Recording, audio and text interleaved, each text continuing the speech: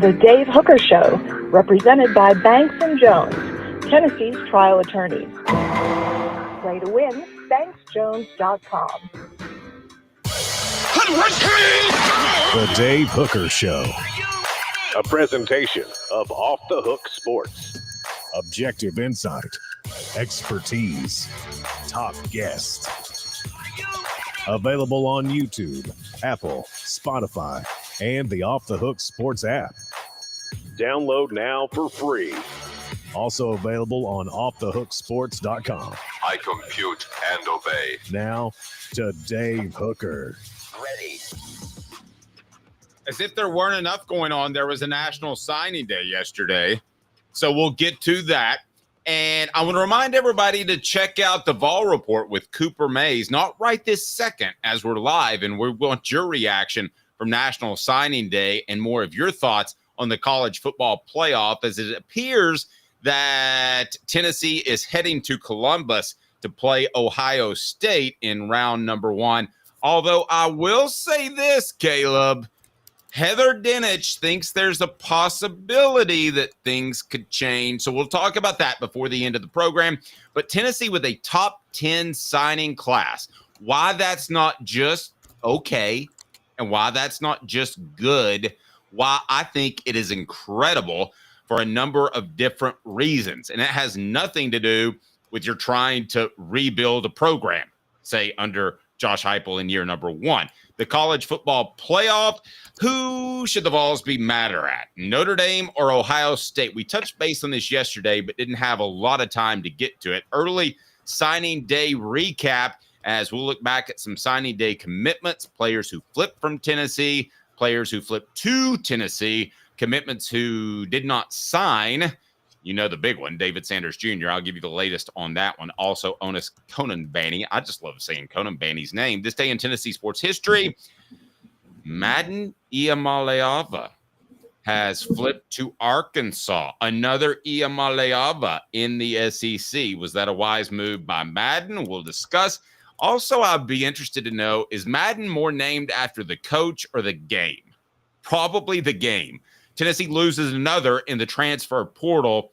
Again, I don't think it's a big loss. We'll get to that. Stat of the day. Then Urban Meyer looks like he's interested in returning to coaching. I told you so. I told you so. Lady Vols beat Florida State. That'll be our last look, brought to you by Drs. Campbell, Cunningham, Taylor, and Hahn, and Bank on It. Brought to you by Commercial Bank. A little bit later in the program, Urban Meyer is going to return to coaching. It's just as simple as that. So we've got a lot to get to in the program. And I tell you what, we'll be joined by Jimmy Heims here in just one moment. But Caleb, first of all, let me ask you this, if I may.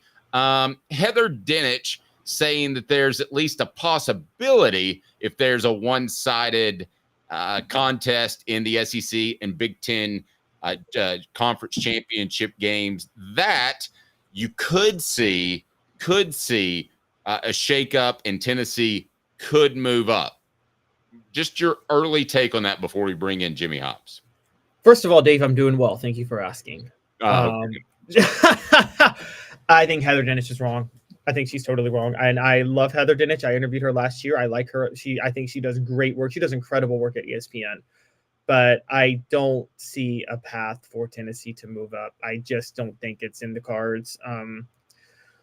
Any path that would be for you to move up would set the worst precedent possible, because then you would create the incentive to not make conference championship games in the future.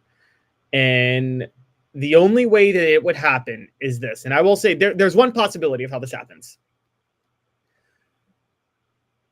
The committee and the powers that be that selected the committee are between a rock and a hard place, Dave. Based on how they do the seating, you're either going to take away the incentive to win the conference title game, or you're going to take away the incentive to make the conference title game. Agreed. And you're between a rock and a hard spot. You are.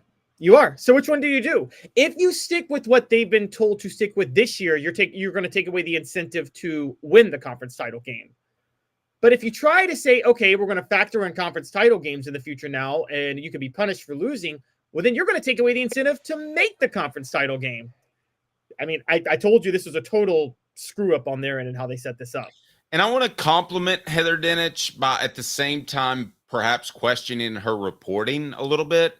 When you're guessing, much like covering recruiting, what people are going to do, like the College Football Playoff Committee, you want to cover all your bases, right? Correct. You don't want something crazy to happen. And you said there's absolutely no way. And, you know, we take strong stands and we admit we're wrong, but there's a different way of reporting. The different way of reporting would be what I think Heather Dinich does on a regular basis. And this is not a knock at all, Caleb, but I do believe that she will cover all of her bases. She will do the best she can to make sure the unknown doesn't make her look like a bad reporter, a guy who's never been accused of being a bad reporter, one of the best in the biz. It is Jimmy Heims. Jimmy Heims joins us now. And Jimmy, how are you, sir?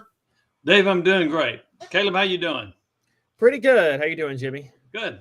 Yeah, see, Jimmy knows that if you don't ask Caleb how he's doing every morning, sometimes I forget. He gets kind of miffed. So, Jimmy, I want to go ahead and get rolling with a couple of things. But first of all, let me just start with this. Heather Dinich reported that there's a possibility in some sort of weird scenario that Tennessee could move up and host a playoff game. It seems very, very unlikely to me. And I think she's probably covering her bases. What do you think? Well, I don't know I didn't see what her avenues were, but here are the paths, and they are unlikely. Texas beats Georgia 34-7, or Oregon beats Penn State 34-7. In other words, a rout. If Penn State gets routed, what are they hanging their hat on? A win over Illinois. That's it. Their resume is not very good. Now, they're a lot higher in the pecking order versus Tennessee than is Georgia. If Georgia gets blown out, that's another loss. And this committee so far seems to have valued the one-loss record over strength of schedule. At some point, they seem to ignore that Georgia had the number one strength of schedule in the country. So I'm saying it's possible that the committee, if either Georgia or Penn State gets blown out, that Tennessee could move ahead of them. Now, I don't know what Heather Dinich's argument was. That would be my suggestion. I don't think it's going to happen. It is a long shot, but I do think it's a shot.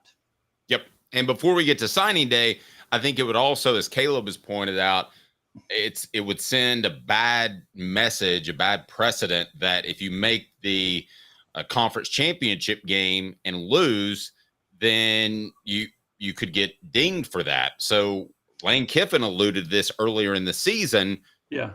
Should you even want to be in the conference championship game? I just think that's a bad message to send from the committee to the individual conferences. Well, here's the other. Let me throw another kicker on this. What if Georgia gets beat and Carson Beck gets hurt? What if Penn State gets beat and Drew Aller gets hurt? Right. You know what they did a year ago with Florida State and Jordan Travis. So that possibility exists. And I do think I understand the argument about, boy, if you're playing the conference championship, you shouldn't get dinged. But if you get blown out and you play horrible, that's a lasting impression. It is interesting that the committee, when they moved Miami out, said Miami lost 2 of their last 3 games. So they cared what they did late in the year, right?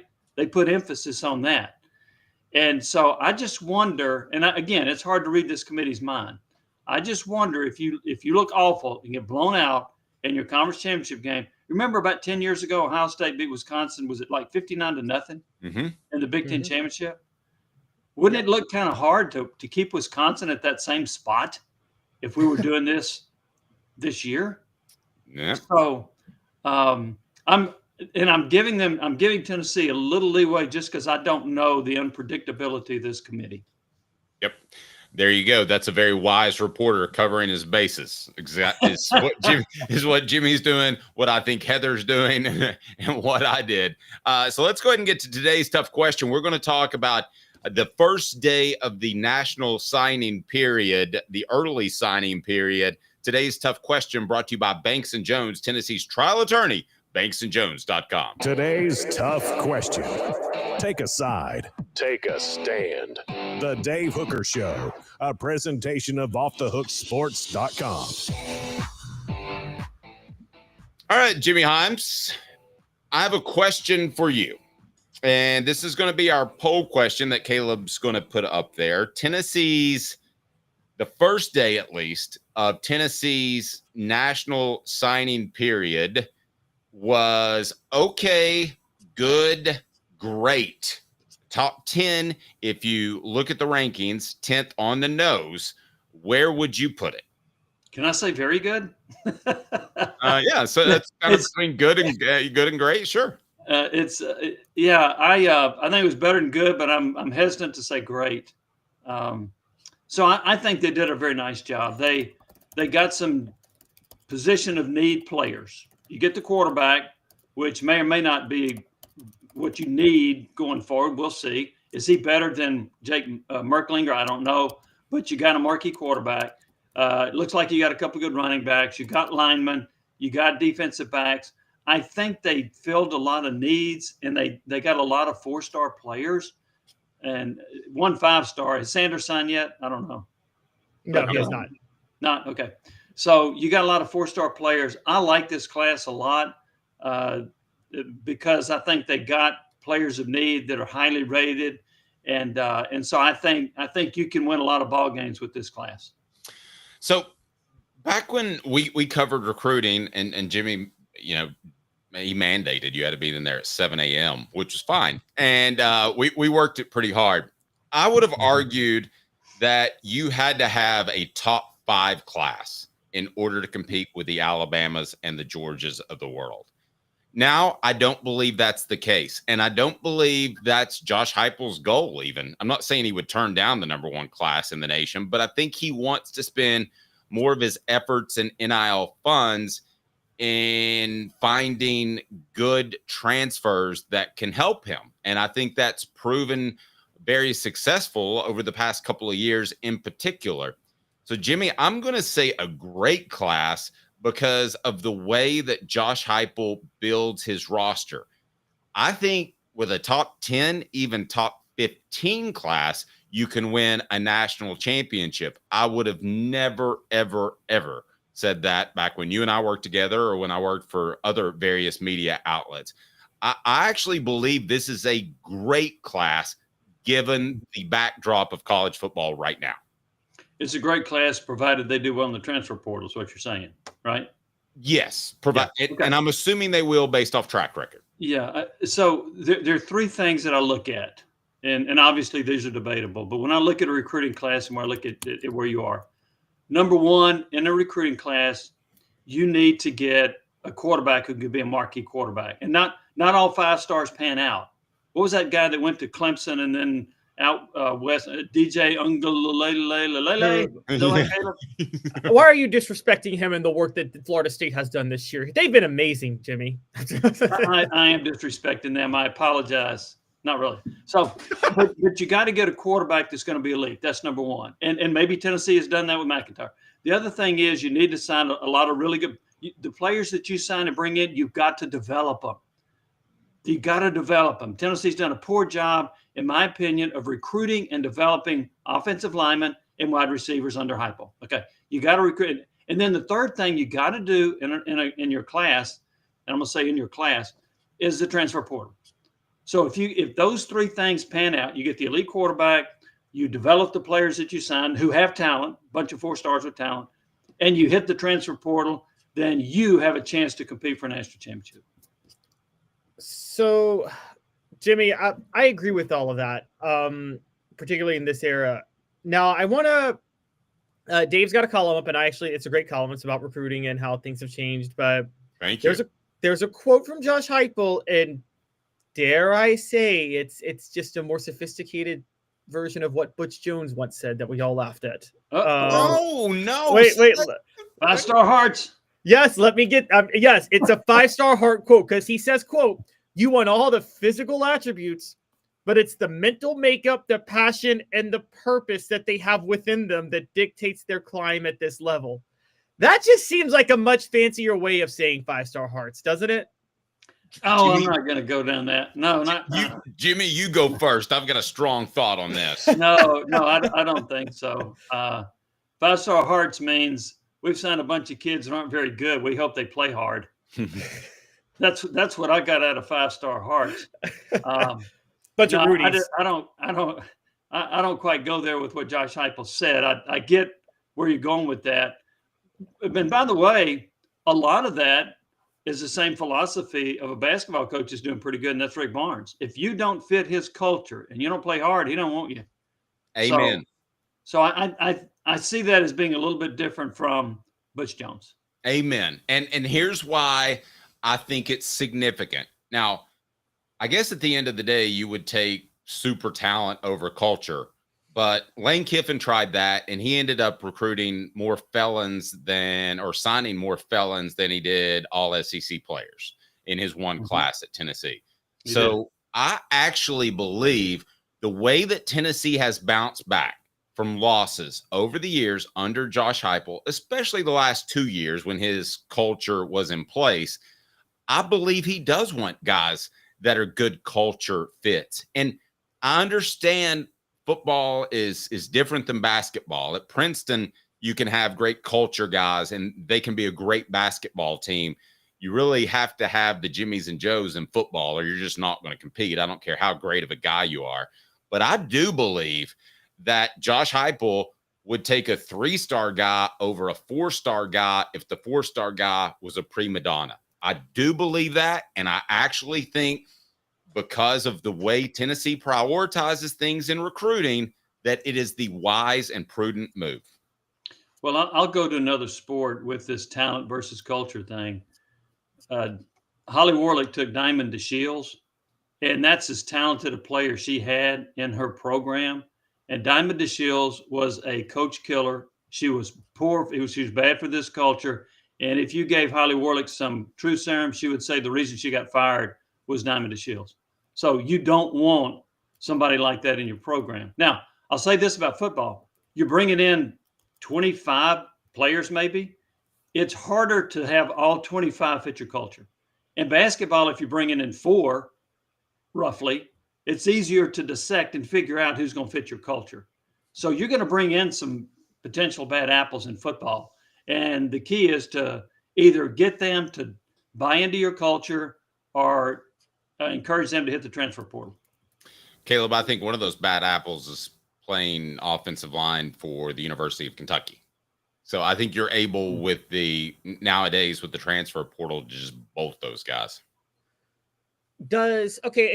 So what about this too? And I was trolling a little with the Butch Jones thing. I do actually agree with you guys. Also, largely because Butch Jones, it's not like he didn't care about stars. Early in his career, when he was getting 5 stars that were not 5-star caliber, he was bragging about it to everybody that would listen. So, yeah, it is different. And actually, Jimmy, that's a great point with Diamond DeShields. I also thought Avina Westbrook was another cancer on that team during that time period. Connecticut, didn't she? She said that Holly Warlick needs to be fired. They fired Holly Warlick, and then she transfers to Connecticut. So I want to ask about, like, because of the level of parity that we've talked about now, that, you know, it's just Georgia and Alabama can't stack up the way they do. Does that actually help culture outweigh talent even more than it used to a certain degree? Because I know Lane Kiffin loaded up with elite talent, but he couldn't get Alabama 2015 talent. Well, and by the way, that class that was brought in by Lane Kiffin is one of the biggest busts in Tennessee history. It was a top 10 class and named the players that ended up being really good players at Tennessee for more than a year. I think the culture is more important, and in part because even look at Alabama this year. And I'm not going to say they had culture problems, but didn't they lose over 25 players that hit the portal? Didn't they bring in more than 20 players? When you have that kind of influx of talent and those that left your program, it's hard to build a chemistry. It's hard to build the culture. It's hard to get everybody on the same page. A lot of players that come in from the portal are coming in because they want to play and play a lot. And some of them are not. And if they come in and they don't play a lot, let's take an NFL example. What's that receiver that went to the Ravens, Deontay Johnson? And he wouldn't even go into the Ravens game, so they had to suspend him. Okay, so you're going to get some of that in the transfer portal on the college level. Players not getting the snaps they wanted, and so they become a cancer within the locker room. And so, yeah, I do think the culture is more important now than it's ever been, because you're bringing in so many new players every year into your program. Or you have Cardinals quarterback Kyler Murray, excuse me, and he had to have it written into his contract that he would watch film X number of hours a week. And it wasn't many. Yeah, it was only like 4. I mean, come on. We probably watched more film than he did. Yeah, just watching games on TV. Throw me a bone or something. I guess what I'm asking in a roundabout way is, with this type of class out of the high school ranks, and that would be a roundabout top 10 class, can Tennessee win a national championship with this kind of class that is supplemented properly with the transfer portal? Yes, I do. I think they can. And to me, it goes back to making sure you have an elite quarterback, making sure you hit the portal and fill some needs, and making sure you develop your players. Now, having said all that, I'll go back to this. They still have to do a better job of recruiting and developing receivers. Name the receiver that they've recruited and developed who's all SEC caliber. Out of high school? Yeah, out of high school. Recruit them out of high school. The answer is 0. Right. Same for offensive linemen. They didn't bring Cooper Mays in. They didn't bring Spraggins in. Those are the 2 best offensive linemen they had. Those were recruited by the previous staff. They've got to do a better job in those 2 areas. And they have recruited some pretty good offensive linemen, at least star-wise. Addison Nichols was a 4-star, and now he's Arkansas center. So they've got to do a better job in those 2 areas. But, yes, I think a top 10 class with an elite quarterback, with player development, with the transfer portal, you can win a national championship. Well, you might be reading a column about that very topic, because I've taken the note on Off the Hook Sports later today. I've got the time. All right. So what say you, Caleb? Let's close it out on this topic before we move on. On this specific topic. Yeah. So I agree with you, Jimmy, on the development of talent. It's been a major issue. I've talked about it. There's still not one regular starter you said all SEC for receiver. At the offensive line, name somebody who's actually been a regular starter who was signed by Josh Heupel out of high school. Doesn't exist. I don't have one. No, it doesn't. Your 2 tackles were transfers. Your Mays and Spraggins, we already mentioned. Your other guard position was either a Texas transfer or a 5th-year senior, Jackson Lampley, or Dane Davis, who was a walk-on. He's in his, 8th year or whatever. So, yeah, you're right. Here's the other interesting thing that maybe all coaches are doing, but we cover Tennessee the closest, is walk-ons. And I made sure and get this. I got this list from the University of Tennessee to make sure I wasn't missing anyone. Running back Deshaun Bishop, defensive back Will Brooks, kickoff man Josh Turbeville, place kicker Max Gilbert, snapper Matthew Solansky, a couple of others like Tommy Winton played on special teams, backup quarterback Gaston Moore, William Wright as well. So I think it's funny that we even still use the term walk-ons, because with NIL, I can cut you a check. I mean, are they walk-ons technically? Yes, but you can't tell me guys that are playing key roles like, and I didn't mention Will Brooks, but like Will Brooks and Deshaun Bishop, you can't tell me that they're actually stroking a check for their scholarship out of their own pocket. No, I think that, and I can't say that all of them are covered. Look, I don't know if the deep snapper is covered in NIL. Okay, I don't know that, but I feel confident in telling you that Brooks and Bishop and Gilbert and some others have some NIL money. I don't know what the scholarship amounts to. If you're in state, is it what, 30,000? If you're out of state, it's 40,000 roughly. I don't know if it's completely covered. I would say their expenses are very minimal. So I think that for the most part they're covered. I don't know that 100%. I know some of them are covered 100%. I don't know if all the walk-ons are. You may know that. I do not. Yeah, well, I don't, but I agree with you. I believe they're probably all covered, but I can't tell you that 100%. Today's tough question brought to you by our good friend at Banks and Jones, and then we're going to get into who you should be more upset with. Is it Ohio State or is it Notre Dame? Today's tough question represented by Banks and Jones, Tennessee's trial attorney, banksandjones.com. Why Banks & Jones? Well, it's because they're Tennessee's trial attorney. You can play to win with Banks & Jones because they'll go to trial. You've heard of other lawyers. They say they'll go to trial and fight for you. They won't. They just want to settle. That's the easiest way out. Well, that's not Banks and Jones, led by T. Scott Jones. They won't settle. They'll go to trial for you. Tennessee's trial attorney. They play to win. Truly, Tennessee's trial attorney when it comes to criminal defense or personal injury. Why settle? It's Banks and Jones. T. Scott Jones. Banks. What the? What was he thinking? Release the hounds. The Dave Hooker Show. Keep cool. A presentation of offthehooksports.com. All right, today, What the H brought to you by Medicare. Misty, I'll tell you more about her here momentarily.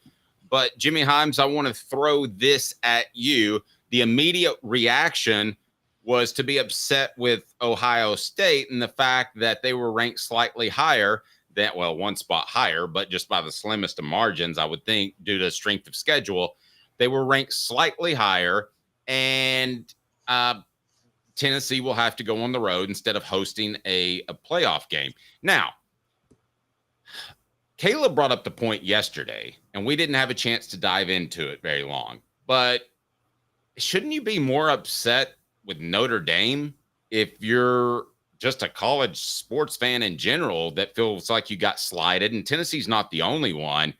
Notre Dame has not played basically anybody. And it seems to me that the Golden Helmets got them in as much as their play on the field.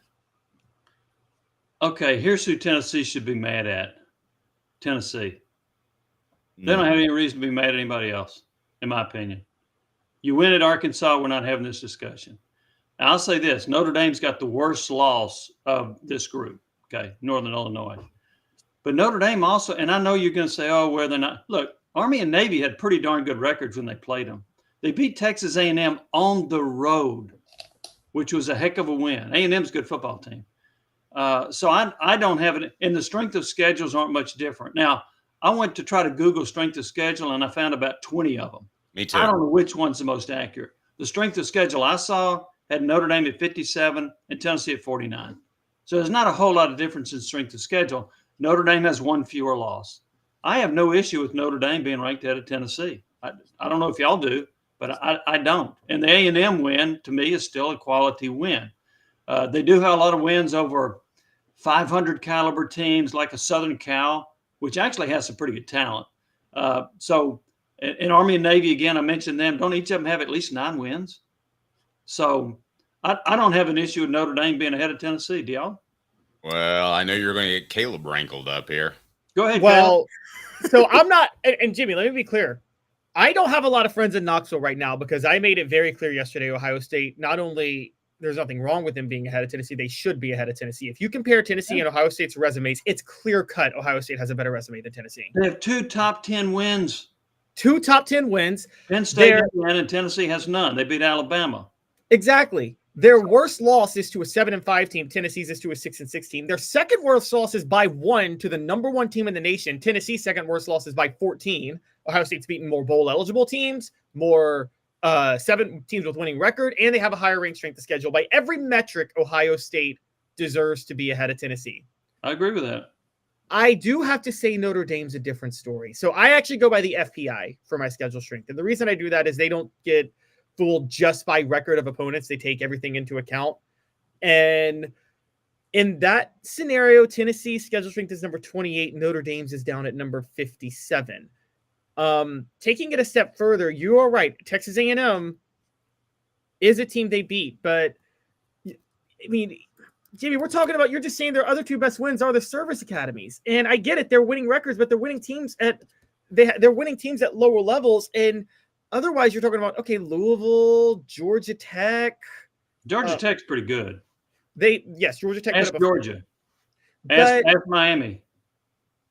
See, I'm putting those in the same tier, though, as NC State. Or No. Georgia Tech's a lot better than NC State.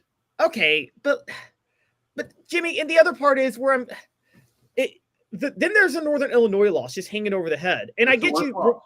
I acknowledge that one. Yeah, and you did. And that was at home. And I get your point with Tennessee and Arkansas. I get your point with that. But the other loss they have is to Georgia. Notre Dame has not played anybody on Georgia's level this year. Nobody. Agreed. So that's where I think I'm saying if you are Tennessee, you have a case against Notre Dame than you do against Ohio State. I could still listen and say Notre Dame should be ahead. I will tell you the outrageous part, though. Notre Dame has no business being ahead of Georgia. I don't care that Georgia has one more loss. And what I said yesterday, how can you say that Alabama should be ahead of Miami despite one more loss because of schedule strength, but not do the same thing for Georgia and Notre Dame? That's a very good point. I agree with all those things that you said. And I agree that Tennessee would be madder about Notre Dame than Ohio State. No question about that. So, yeah, I agree with that. I just don't have a problem with Notre Dame being ahead of Tennessee. I have more in the schedule you pointed out, and I looked at a bunch of them, and I don't know which one is the most valid about the schedule. Do they count road games? Do they put more emphasis on that? Is it a night road game versus an 11 a.m. kickoff in Baton Rouge? I don't know how they do all that stuff. I just know the one I looked at had Tennessee strength of schedule at 49, and you had one at 28. The FPI has it at 28. Right. So, I mean, which one is the most valid out of I don't know the answer to that. Jimmy, let me ask you this. If you were putting this together, if you were on the college football playoff committee, would you weigh, Paul Feinbaum, by the way, says that Alabama's brand should have mattered and should matter. I think it's clear Notre Dame's brand matters. You want them in there. You also would like for them to host a playoff game because of the backdrop. Would you weigh that whatsoever? Would you weigh past performance? Would you weigh tradition and any of that? I know you so well. I know what you're going to say, but I want to ask you the question. No, I would not. I weigh what you did this year. You know, if you're going to weigh tradition, let's put Florida State in there. Hey, weren't they 13-0 last year before the quarterback got hurt? No, it's what you did this year. And I know that hurts. Well, it didn't hurt Indiana, right, this year. It hasn't hurt SMU, right? So, although some might argue SMU should be even higher than they are, I would not. I don't know how to weigh that brand stuff, because if I look at it, I think, boy, they're kind of helping out Notre Dame and Alabama, but aren't they helping out Indiana and SMU? I mean, Indiana, look at Indiana's schedule. I mean, before they played Ohio State, their strength of schedule was 106. And they were in the top 5, right? So what I'm seeing out of this committee is, and Caleb pointed this out, strength of schedule mattered for one team, but not another. Okay. Like you mentioned the example of Georgia. I mean, to me, they have the toughest schedule in the country. It's number 1. So they dropped all the way to 12th, right? After they lost to Ole Miss, even with the number 1 strength of schedule in the country. It's like they ignored it. So I don't know. And then the recency thing, Miami lost 2 out of 3. They don't look like they're playing very well. Boom, they're out. So I don't know I don't see consistency with this committee's criteria. Well, I agree with that. Jimmy, here's my take on brands after 30 seconds from Medicare Misty. I've been in business actually 19 years this year. I've been in the community since 1993. You're getting a lot of information. Unlike when you were working, they made the choice for you. Now you have to make the choice. Come to us and let us help you make it easy. Call Medicare Misty, MedicareMisty.com or 423-777-5577. Let us help them sleep at night. And we call her Medicare Misty. Jimmy, here's my take on brands. When it was Cincinnati in there, I didn't feel like it was must-watch TV. If it's going to be Notre Dame, if it's going to be Alabama, it's must-watch TV. Like, I mean, that's the holiday season. I'm going to go out of my way to see a game with Notre Dame in it or Alabama in it, whereas I'm not so sure I would do that with a lesser school. I told you this before, and you kind of winced, and I understand it. I do think they're putting together a TV show. So I'll ask you, do you think brands matter? Not should they matter, but do you think they matter?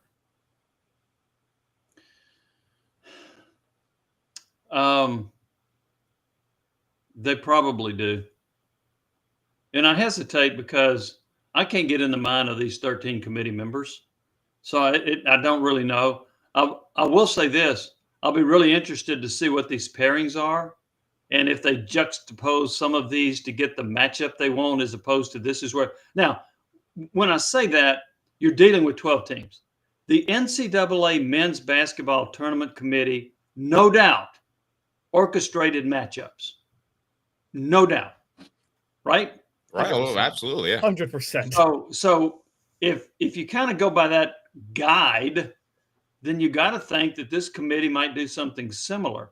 But at this time, I cannot say out of the 12 that they rank, I don't think Ole Miss deserves to be in over Alabama, nor do I think South Carolina deserves to be in over Alabama. So as far as their top 12 ranking, I don't have a problem with the 12. Do y'all? No, I said that yesterday. Yeah. I have none. You could argue the order, but I can't really argue the 12. So the only thing I agree, and I think one thing I said, my big issue was Notre Dame, and I said that yesterday. And by the way, Penn State shouldn't be ahead of Georgia either. Georgia should be ahead of both of those teams with 2 losses, and those 2 have 1. My issue, Jimmy, is it's not the committee's fault. It's the way they set up this scenario, which I think is so incredibly stupid to automatically give the top 4 seeds to auto bids. I don't know if you've seen how things are set up, but let's think about brand for a minute. Wouldn't you rather like Tennessee, Ohio State, Alabama, Notre Dame? Like, wouldn't you rather those be second round games as opposed to one of them playing SMU or Boise State? And the other part of that is, Jimmy, there's kind of an incentive and I'm going to talk about this tomorrow with Dave, but I just want your thoughts about it first. There's kind of an incentive for Oregon to lose the Big Ten title game. I mean, I'd rather play Arizona State and then I guess Boise State than have to play maybe Ohio State again on a neutral field in the second round when I just beat Ohio State by 1 at home the last time I played them. Or Tennessee. Yeah. I was just... And that's going to be in the Rose Bowl, right? Isn't that going to be the spot that Oregon would prefer or select? Yep. And by the way, Tennessee or Ohio State fans would outweigh Oregon fans in that Rose Bowl game, I think. Wouldn't that be interesting to see if that occurred? I see your point on that one.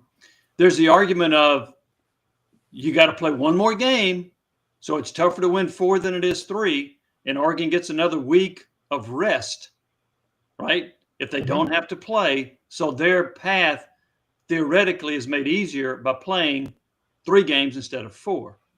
But I'll go back to the NCAA Men's Basketball Committee. One year, UConn won, 6 games to win the Big East? And then they kept rolling and they won the NCAA tournament. When a lot of people are like, no, you need to lose that tournament game. Well, they took the momentum of winning the Big East all the way to a national title. So it just depends on the situation with different teams. Does Oregon prefer to have a rest as opposed to a tougher route? I don't know. Hey, Jimmy, theoretically, though, technically, if Oregon were to just forfeit the game this week and not play, that could be their rest. Ooh, I didn't think about that. Forfeit. Just don't even show up. Yeah, you are setting up, and then you get the same amount of rest. You get a bye either way, either the conference title or the first round of the playoff.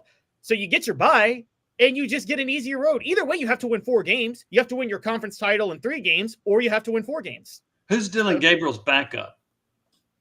So whoever that is, you just start their backups. But here's the problem with that, Jimmy. If he played well, then he transfers out, and you have no depth. Guys, I'm talking like a little crazy here, but do y'all not think this is going to happen very soon? Jimmy, I know you talk about UConn. Rick Barnes, I think, all but threw that SEC tournament game to Mississippi State last year. LSU's done that. Under Dale Brown, they used to do that. They would lose a game because they didn't think it was important. Well, I don't know if Calipari's done it. He won a lot of SEC titles. Bobby Knight would do it. Huh? Bobby Knight would do it. Yeah. So, yeah, I get that. I've seen that happen with teams. I've seen some, and both philosophies have paid dividends. So, which is the right way? I don't know. There is momentum to be gained, but there's also the wear and tear. It didn't hurt Connecticut. I also think they have Kemba Walker, pretty good player. So Michael Jordan thought he was the next Tim. So. Oh, he did. Oh yeah. Michael Jordan thought Kemba Walker could be as good as personnel decisions have not proven to be very accurate. No, they have. They have not. One other quick thing before we go, and I know I'm taking up too much of your time. No, we want as much time. I feel like I'm taking up too much of your time. You're welcome. Danny White said yesterday during an interview that he wants a computer element to this selection committee. I'm not throwing stones at the committee, he said, but there needs to be a computer element. To which I would have followed up and said, do you have any support? Does the SEC support you on this thought? Do half the ADs in the SEC support you? Does Greg Sankey think there needs to be a computer element? I'd be really curious to see if they go in the direction of having a computer to help them determine these rankings. Okay, Jimmy, I want you to tell us where we can follow all of your work, but I would be remiss not to remind everyone that Jimmy's appearance is brought to you by Varner Ford. 2020 Lincoln Nautilus Reserve, $29,946. Pre-owned 2024 Ford Maverick, $39,990. 2023 Ford Expedition Platinum 4x4, $67,970. Pre-owned vehicles you can afford. Varner Ford. Sorry, Jimmy, I cut you off. Go right ahead, sir. No problem. So I'm doing these podcasts. You can go to YouTube. If you type in my name, you'll find them. The most recent launch, it'll be soon, is part 2 of our interview with Daryl Dickey, the Tennessee quarterback who led Tennessee to the Sugar Bowl championship in 1985 season. So that's one place where you can find it. We actually, Jamal Lewis interview had over 50,000 views when we launched it on Twitter. That's our X. That's pretty good for us.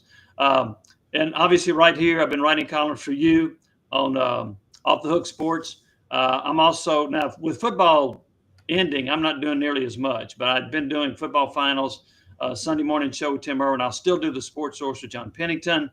That's on Sunday from 11 a.m. to 12:30. So I'm seem to be more busy in my retirement than I thought I would be. Yeah, I hear you. Jimmy, I can't tell you how much you mean to what we do here, and I want you to have a blessed day, and I would love to go to lunch and catch up at some point. We'll do it, Dave. Thanks for having me. Caleb, thanks for having me. Y'all have a great day. Thank you, buddy. Jimmy Heims right there, and wow. Jimmy agreed with you, and I didn't think he was going to, that there have been times where teams in basketball, not football, but have kind of thrown a conference tournament game. I did not see that. I didn't think Jimmy would even go down that path, to be real honest with you. Well, here's why it became more pronounced. And it's just the last 2 years since they've done the net rankings. They used to actually factor the conference tournament games into your resume when they did the bracket. Now, probably not the Sunday games because, I mean, they just didn't have time. How are you going to receive people based on what they do on Sunday? You know what I mean? That just made no sense. But they did going into Saturday. They used to factor that into their resume. If you looked at the bracket and the seeding, Dave, the last 2 years, they've really just thrown conference tournaments out the window unless you win the conference tournament. So Rick Barnes said a couple of years ago, he basically said, if they're going to do this, then we might as well not try to play if we're in the tournament. Because, you know, the only team who would have an incentive to win the conference tournament at that point would be a team that needs to get in the NCAA tournament because the selection committee gives you no credit whatsoever for what you did in the conference tournament. And so you're going to see a lot more of it. I think, one, they should take here's how you make these conference tournaments matter in basketball. And we can get to it when basketball season starts. But I think you should put a lot more value in them no matter what, where teams try to win. And most importantly, again, I think in certain scenarios, higher seeds should get home court advantage. Like maybe not 8 and 9. Like I think the way you should do it is like, this would be an interesting thing, Dave, but like, so for the college football playoff, 7 to 10 on neutral fields. It's too close. Like Tennessee and Ohio State should play on a neutral field because they're too close in resume. No, see, I like the pageantry of having it on campus. Do the pageantry for 6 and 11 and 5 and 12. Like the larger the gap, when there's a clear cut higher seed, then you do the home. I would do that for the NCAA tournament.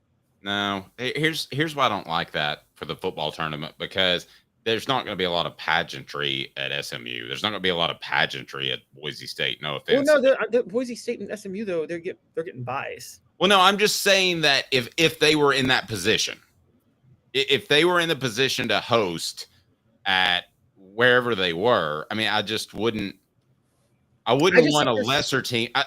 Let's say South Carolina. Well, South Carolina has pretty good pageantry. I'm trying to think of a good example. Let me, maybe I'll think one. It would actually be kind of cool, though. Could you imagine a December game in that blue turf, though? It would be a great backdrop. No. I want to. You've never like late at night watched some Mountain West football games? Well, yeah, of course I have, but I want to see the big games on the big campuses. Our poll question: that we wrapped up in segment number 1. The first day of the early signing period was good, okay, great. Good gets 63%. Okay gets 23%. Great gets 13%.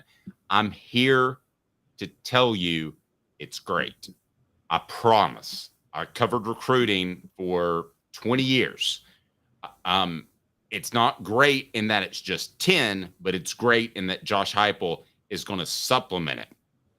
If you look at Miles Kitselman, if you look at Lance Hurd, who I know has had his issues, but came in as a starter from day one, right, Caleb? Yep. If you look at Keenan Pili, who would have been fantastic, it's not Tennessee's fault that he got hurt. It's great. It's great, and it's more than adequate. The other poll question that we have up there, we want you to take a part of. Tennessee should be ranked ahead of Notre Dame, Ohio State, or both. Please vote now. Get on board. And we would appreciate it for you to hit that like button. Coming up this day in Tennessee sports history, you give me 2 minutes with Caleb Calhoun. I'm Dave Hooker. The show represented by Banks & Jones, Tennessee's trial attorney, banksandjones.com. I've been in business actually 19 years this year. I've been in the community since 1993. You're getting a lot of information. Unlike when you were working, they made the choice for you. Now you have to make the choice. Come to us and let us help you make it easy. Call Medicare Misty, MedicareMisty.com or 423-777-5577. Let us help them sleep at night. And we call her Medicare Misty. Now in its 45th year, the second and third generations continue Joe Neubert's commitment. His vision of what this business needed to be, we still try to live up to that. Joe Neubert Collision Center. Why Banks & Jones? Well, it's because they're Tennessee's trial attorney. You can play to win with Banks & Jones because they'll go to trial. You've heard of other lawyers. They say they'll go to trial and fight for you. They won't. They just want to settle. That's the easiest way out. Well, that's not Banks & Jones, led by T. Scott Jones. They won't settle. They'll go to trial for you. Tennessee's trial attorney. They play to win. Truly, Tennessee's trial attorney when it comes to criminal defense or personal injury. Why settle? It's Banks & Jones. T. Scott Jones. banksandjones.com. Dave Hooker here for Dynasty Pools and Spas, your home for the best spas and everything you need to jump right in. Relaxing, therapeutic, absolutely. But what sets Dynasty Pools and Spas apart from others is that you get everything with any spa purchase. You get the cover lift, the steps, delivery, and chemicals. When Dynasty Pools and Spas delivers your spa from their Athens location within 125 miles, you'll get your own personal hydrotherapy spa. Mention me, Dave Hooker, or Off the Hook Sports, and get $500 off your top quality new spa. Dynasty Pools and Spas, just off the Athens exit.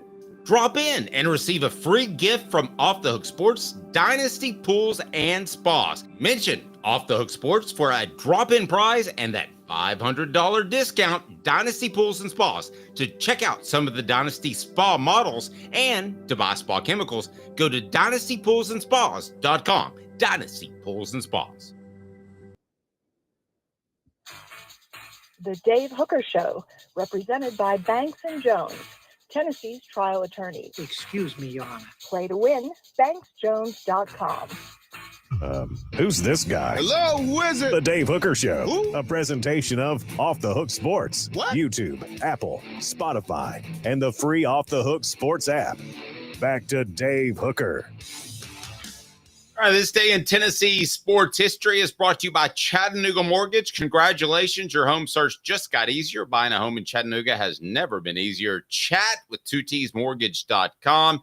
Chat with 2tsmortgage.com. They'll help you fix your credit and get the home that you most desire. And I'll tell you what, you'll save a lot of money in the interim as well. All right, it's time for this day in Tennessee sports history. Let's go ahead and get to that right now. What do you got, Caleb? I want to do, well, no, I'll just stick with one. But today's the you can do two. Do you want to do two? Well, there's a historical one and a more relevant one. So let me do the historical one first. Oh, well, I knew you'd start with the historical one.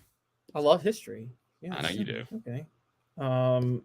So On this day, 93 years ago, Tennessee played in its first de facto bowl game. It doesn't count as a bowl game on the record or anything like that, but it was a postseason game that they played against NYU at Yankee Stadium in the Bronx. Is that right? Tennessee played in Yankee Stadium? Yeah, they played at Yankee Stadium. That is incredible. Yeah, it was a charity game at NYU. It was a charity game. I think it was because of the Great Depression. They were trying to do fundraisers for social service people during that time, and so Tennessee played a football game. The payouts were, I forget what it was, but it was there was some travel issues because the finances were very, very, very shaky because of how things were going. But yes, Tennessee beat NYU 13-0 that day. That's a historical one. But yeah, they played at Yankee Stadium. As a matter of fact, Dave, if I'm not mistaken, that Yankee Stadium was built in, was it 1923? Okay, so it was I didn't know if it was the first year it was built. Yeah, so okay, so it opened in 23, so it was less than a decade old. Now, more recently, today's the 26th-year anniversary of Tennessee's last SEC championship win when they beat Mississippi State 24-14 to go to the national title. Mississippi State, that was an era, for those who don't remember, where the West champion was almost consistently bad. Remember that, Dave, during that time period? Yes. And it looked like Tennessee was going to slip up and lose that. As a matter of fact, both SEC championship games that they were in 97, 98, it looked like they were going to slip up and stumble. I was a very young person, so I wasn't a fan of anybody at the time. But if I were a fan during that 97 SEC title game, I might have pulled all my hair out. Tennessee committed 6 turnovers and had a blocked field goal, extra point return for 2 points the other way. They did everything possible to lose that game and still won 30-29. The 98 one, Mississippi State just had a good defense, and that just vintage was Peerless Price, what I've always told you guys, which is, guys, go back and watch that year. Peerless Price is the greatest game changer in Tennessee history. Whenever they needed a play, they called him, pretty much. Pretty true. And the thing was, too, he wasn't like a Randy Moss type, that could just, 6'5", and could just go up and get it. He's probably, 6'1"? He's 5. He was 5'11". He was undersized, but he played like a wideout. Yeah, I mean, some of the balls he came up with were just unbelievable. I can't imagine him on the basketball court just dunking. That's one of those guys I say that if I could jump like him, I would just go in my backyard and jump. If God gave me the ability that you can just jump for a day, I'd be happy with that, because I have no hops. Never have. Was a decent basketball player, but had no hops. The concentration. Oh, sorry. Before we get to work trucks, I just wanted to point out the concentration on that touchdown catch against Florida is one of the most, that. T. Martin throws it into double coverage and he's hitting the ball. You remember Dave hangs in the air for, it seems like, 2 hours. And for Peerless Price to maintain his focus on the ball and come down with it was incredible. Well, I thought the concentration in the national championship game touchdown catch was pretty incredible, too. That is true. He was draped. And by the way, the thing that everybody was saying before the game is you can't beat Florida State on the outside. You can't beat them on the outside. They're too fast. And Tennessee literally went at Florida State on the outside and was like, watch this. Work Trucks, all about trucks that are actually available, trucks that help you maximize your profits while having the right work vehicle. Now, time is money. The perfect work vehicle doesn't break down, has all the space to carry what you need. That's what Work Trucks is intent on offering, while other dealerships can't do it. Contracting is about time. Work Trucks saves you time with less back and forth trips and trucks that pass the highest standards to be put to work. The process is quick and easy when choosing a vehicle for Work Trucks. Cargo vans, utility body trucks with an applied work bodies installed, pickup trucks of all sizes, and anything special like cranes or dump trucks. Work Trucks supplies vehicles to people just like you and get you back on the road tomorrow. No dealership runaround. If you're a contractor, you need to know Work Trucks. That's a fact. Service industry, remember Work Trucks. Work Trucks carries the trucks that your business has to have. You need Work Trucks. Clinton Highway in Knoxville, downtown Birmingham. For the entire inventory, go to worktruckswithanx.llc.com. Work Trucks with an X, LLC.com. Why risk chancing your future in business on a wrong piece of equipment that burns your time? Work Trucks also will make sure that you have the perfect truck you have to have. They even will find a perfect truck, outfit it, and make sure it fits your needs to a T. Work Trucks with an X, LLC.com. proud supporters of the Tennessee Vols. It is time for 4 Downs, and that's brought to you today by our good friends at Double D Piping. 4 Downs. 4 questions. 4 answers. The Dave Hooker Show. 4 Downs. A presentation of offthehooksports.com. How about a little signing day recap action? And I want to remind everyone to check out the latest Vol report brought to you by City Heating and Air Conditioning, over 50 years in East Tennessee. Integrity matters, because Cooper Mays likes to lead us into 4 Downs, and he does a great job. Oh, and that is not Cooper Mays, unless he suddenly was on like the People's Court. Cooper Mays here. Hit like and subscribe. All right, we'll get it going right there. What down, Coop? Coop here. First down. All right, signing day commitments, 4-star defensive lineman Isaiah Campbell. Why is this a big pickup for the Vols? Yes, Isaiah Campbell is a huge get. Tennessee was coming at him late. So Isaiah Campbell, Dave, comes out of Durham, North Carolina. So he is part of that North Carolina pipeline Tennessee's trying to establish. 6'4", 275, a 4-star across all services. He actually initially committed to Clemson, but decommitted back in September. And it was kind of down to Tennessee and Clemson, and North Carolina was in play, but Mac Brown got fired, which was a big help. So Isaiah Campbell's a huge get. And Tennessee, as you know, they're losing a lot on the interior of the defensive line this year. So they need a lot of help. And I'm sure they'll do a lot of work in the portal, but Campbell will help with the depth there. Yeah, and I tell you what, there's something symbolic, too, about beating Clemson in recruiting, isn't there, after they just manhandled the Vols in the Butch Jones era? Oh, my gosh, yes. Just literally poached. And it started, it actually goes back. I mean, the Clemson rise, you can trace it directly back. And maybe I should do a video on this, on how to Clemson rise. You can trace it directly back to Lane Kiffin pushing out Taj Boyd and Dabo Swinney saying, "I'll take you." Yeah, I remember interviewing one young man who played center. His name escapes me, but people can look him up if they want to, who went to Clemson, and he played for Maryville High School. And I called him, and I was covering, obviously, recruiting not for Tennessee, but on behalf of the News Sentinel, and covering them, covering Tennessee.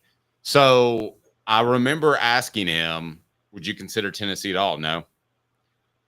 So I don't know. Is there anything they could do to change it? No. So why are you going to Clemson? Love it.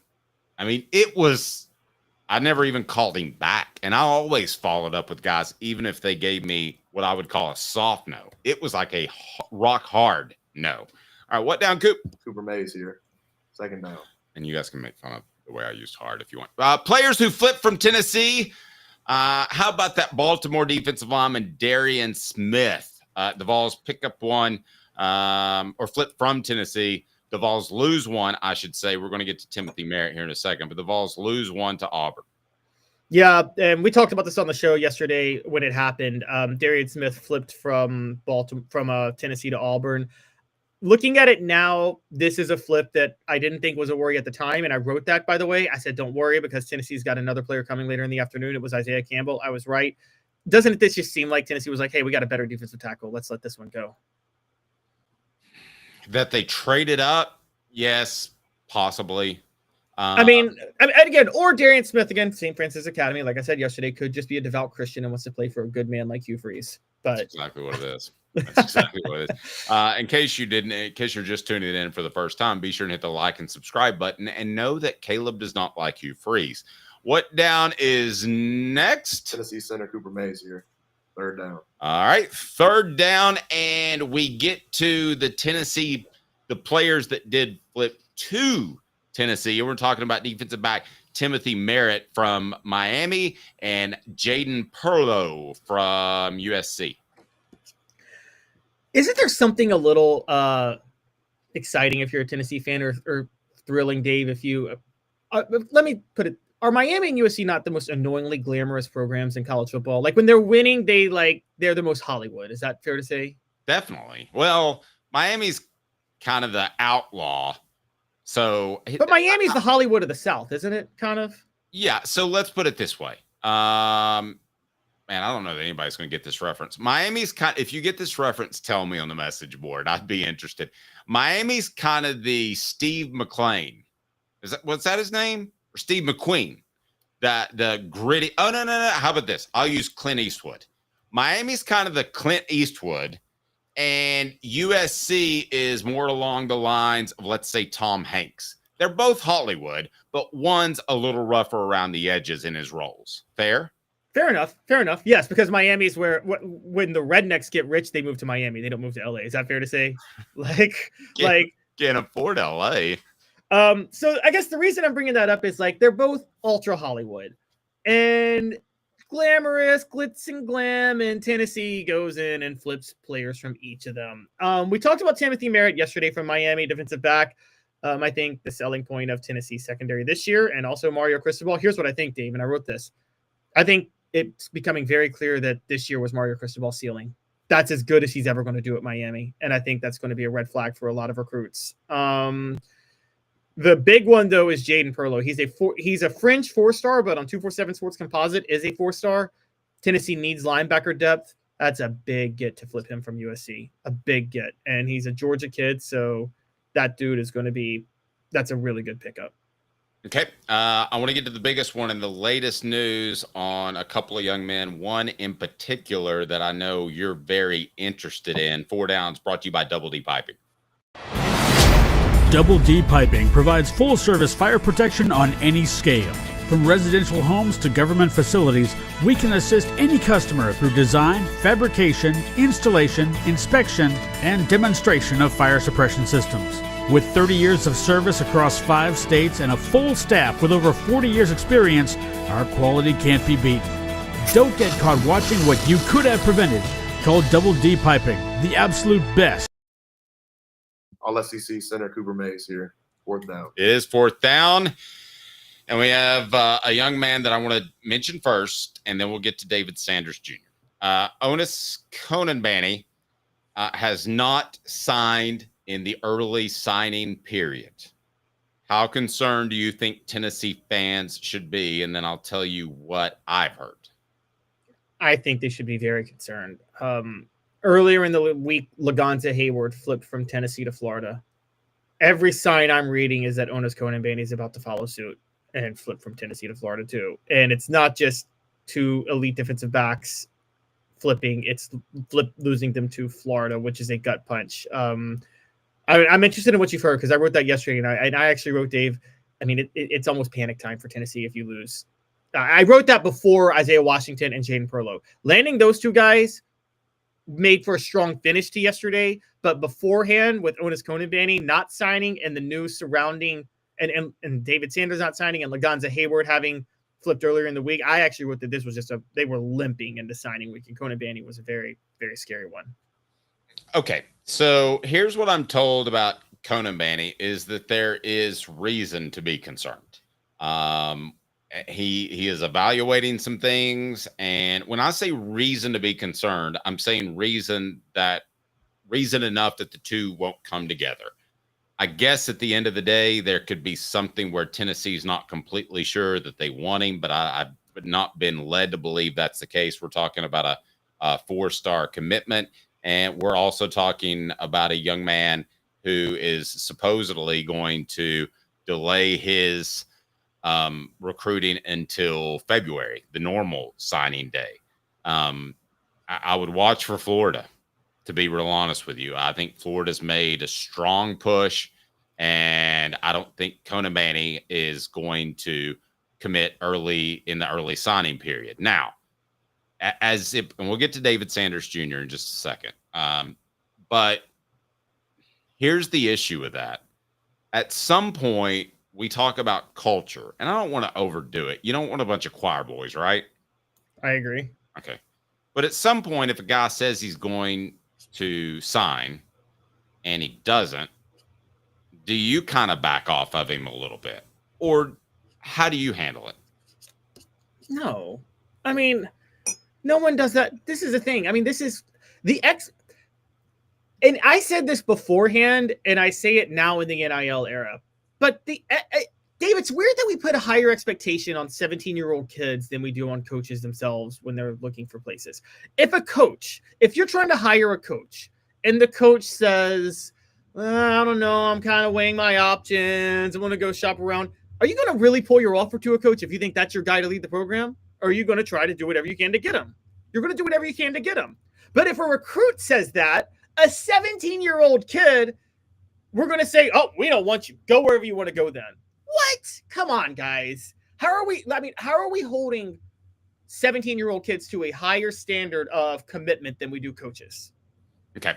So let me get to what I've been told about David Sanders Jr. And we're the ones, by the way, that told you never to worry about Boo Carter. Okay. So we're pretty spot on this. And sometimes I'll tell you what I don't know. I really don't have the strongest feel for him. I think that yesterday, that based off those I talked to, Tennessee's all good. I think as the day goes on, you have more concern, but more so as the early signing period goes on, you have more concern. So I believe that with each passing moment, you have more and more concern. And I believe with David Sanders Jr., you should have a significant amount of concern. And I think if he goes to it's Ohio State that he's thinking about and considering. I think if you go to the early signing period, the chances of landing that young man, the late sign, the normal national signing day. If you go to that, the chances, let's say, I still think it's an 80% chance they get Sanders. If it goes to February, I think that drops to about 50-50. I think it's a coin flip at that point, based off what I've been told. Let's say this. It puts a lot more pressure on Tennessee to try to beat Ohio State in the college football playoff. Because, look, but let's put it this way. Nobody commits because of who wins a game. That's the biggest misnomer. However, if Tennessee beats Ohio State, they might fire Ryan Day on the spot. Well, see, you nailed it there. I thought you were going down the one game thing, which I think is so overblown in recruiting. But yes, if Ryan Day gets fired, here's the feel I have for it, is that he's interested in Ohio State, but nobody wants to go to a school that has a new coach. I think it's as simple as that. Now, let's say Ryan Day is on completely solid ground. Is he a Buckeye today? That's tough to say, to get in the mind of an 18-year-old kid, but it wouldn't surprise me if he was a Buckeye today.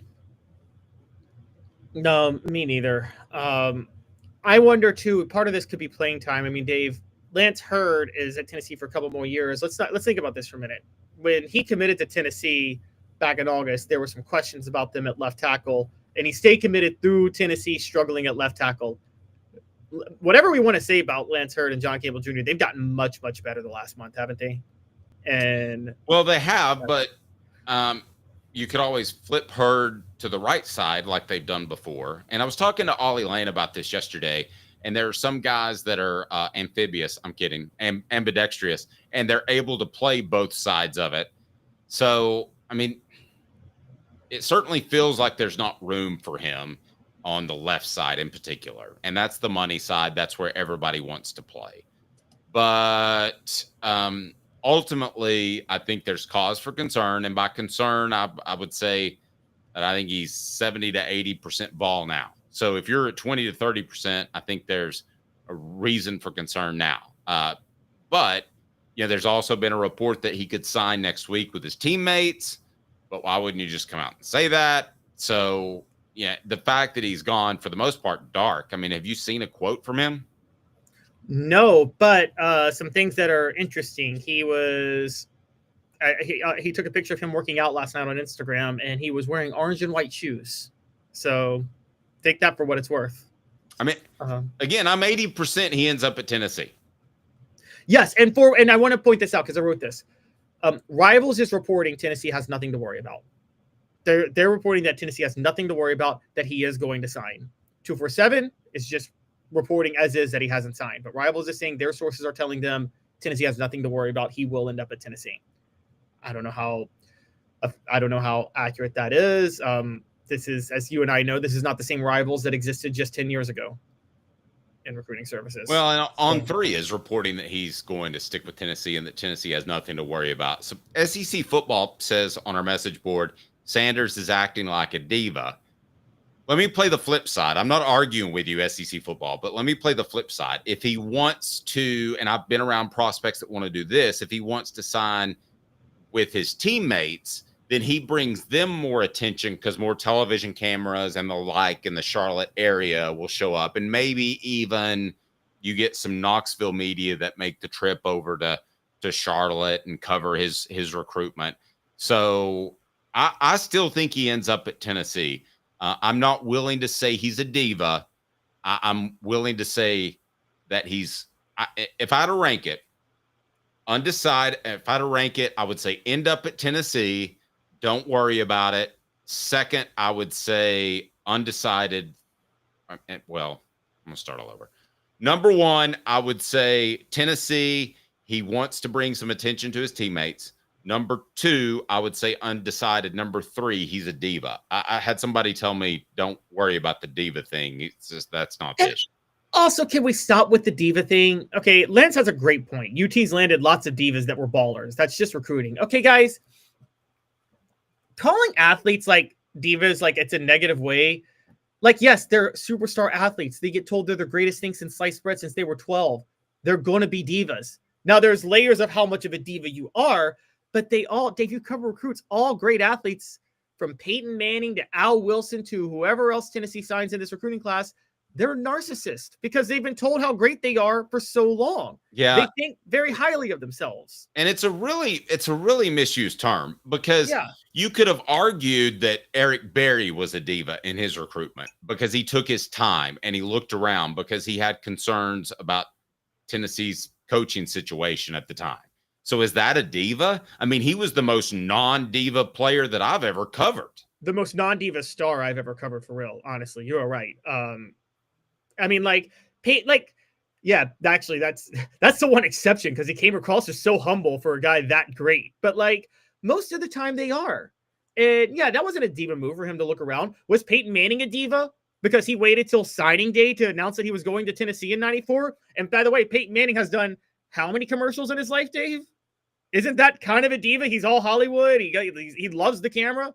That doesn't mean he's not great. That doesn't mean he's not an awesome teammate. Okay. And so I don't like this whole diva thing how about this? Was Nick Saban a diva when he flirted with the idea of going to Texas in 2015 when everybody knew he wasn't going as a head coach? I was actually told by somebody very close to him that he strongly considered it and he was very close.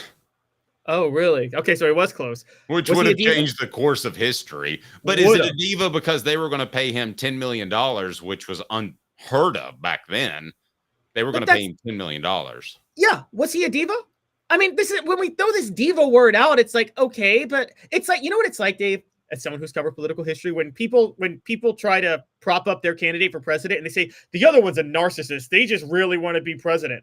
Yeah, no, duh. Everybody who runs for president is a narcissist ever. I mean, you're trying to lead the most powerful country in the world. You think you're the greatest. You think you're really smart. Yep. So, I mean, you're exactly right. All right. So stat of the day. Stat of the day is brought to you by our good friends at the Hemp House. The Hemp House, man, I tell you what, you have absolutely, got to go to them because it's the premier hemp dispensary and it's all online with a wide variety, great selection and strict standards. Hemp House Chat with 2Ts.com, Hemp House Chat with 2Ts.com. Use the promo code HOOK for 10% off.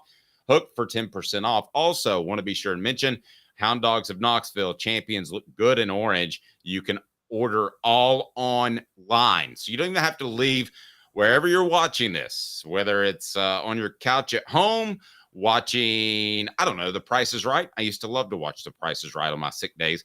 Or you're at work, not working as much because you love this show. You can order either online, Hemp House Chat with 2Ts.com. Use the promo code HOOK for 10% off.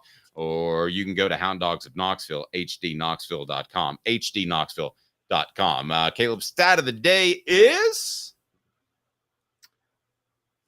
Tennessee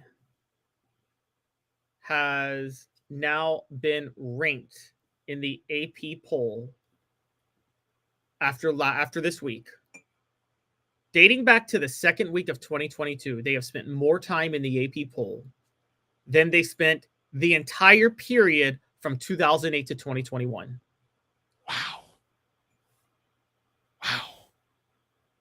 That's pretty unbelievable. Say that one more time.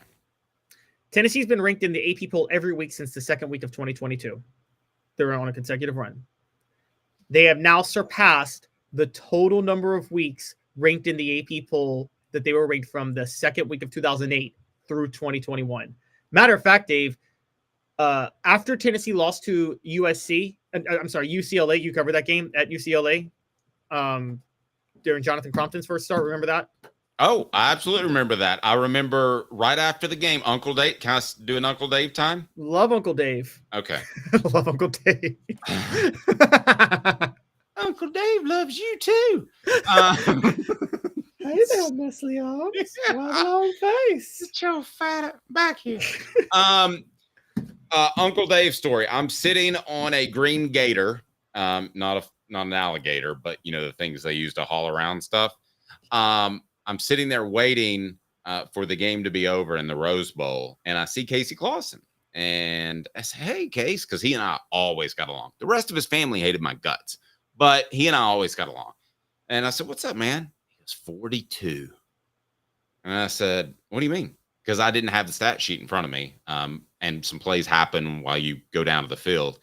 And I said, "What do you mean 42?" He goes, "They asked Jonathan to throw the ball 42 times." Oh, yeah, when they averaged 6 yards a carry with Montario Hardesty. And I have a correction to make. Mm-hmm. I got the stat wrong, and it only makes Tennessee look better. It's only more insane when I give you the stat. Are you ready? I'm ready. Monday didn't mark. Okay, so let me give you the full stat. From the second week of 2008 through 2021, 14 full almost 14 full seasons. Actually, we'll make it 14 full seasons because through the first week of 2022. So from the second week 2008 through the first week of 2022, Tennessee spent 24 weeks in the AP poll. That's the total number of weeks they were ranked, Dave. Sunday marked 25 weeks since that time that they've been ranked in the top 10. Wow. So Caleb's missteps make the Vols look even better. Quality Tire Pros, there'll be no misstepping there. Serving the Chattanooga community since 1957, all major brands of tires, full service automotive, brakes, alignments, oil changes, and more. QualityTirePros.com, QualityTirePros.com. Tell Bo and the crew down there that Off the Hook Sports and Dave Hooker said, "Hey, Bo." All right, so coming up, we will get to Tennessee loses a player in the transfer portal, and we'll talk some Lady Vols as well. And I told you that Urban Meyer was going to return to coaching. You can go ahead and bank on that. The show represented by Banks & Jones, Tennessee's trial attorney, banksandjones.com. Sports Treasures in North Knoxville is one of the South's largest sports cards and memorabilia dealers, featuring over 10 million sports cards from vintage to modern. Sports Treasures carries a full line of hobby boxes, singles, autographed memorabilia, Tennessee Vol collectibles, fan cave decorations, and so much more. See a museum full of collectibles at Sports Treasures, 4819 North Broadway in Fountain City, and Sports Treasures on Facebook. Sports Treasures, where the real sports fan goes to shop. Community banking is about location and much more. It's about family. We reside in your community. We are a part of your community. At Commercial Bank, our commitment extends beyond the walls of our branches. It's displayed each day in the opportunities we provide, the money we give back, and the time we commit, all to help improve the lives of the people, families, and businesses that make our communities great. Commercial Bank. Life made better. Double D Piping provides full-service fire protection on any scale. From residential homes to government facilities, we can assist any customer through design, fabrication, installation, inspection, and demonstration of fire suppression systems. With 30 years of service across 5 states and a full staff with over 40 years experience, our quality can't be beaten. Don't get caught watching what you could have prevented. Call Double D Piping, the absolute best in fire prevention. With our brand new location on Emory Road, Eye Care Optical is bringing East Tennessee's best eye care to your neighborhood. Doctors Johnston and Combs offer unmatched expertise and care without a trip to Knoxville. Eye Care Optical, now in Powell. Are you ready to get strong? At NFC, we offer top-notch weight training and functional fitness, so you can build strength and improve your performance. Join today at nfc1.com or stop by any one of our 7 East Tennessee locations.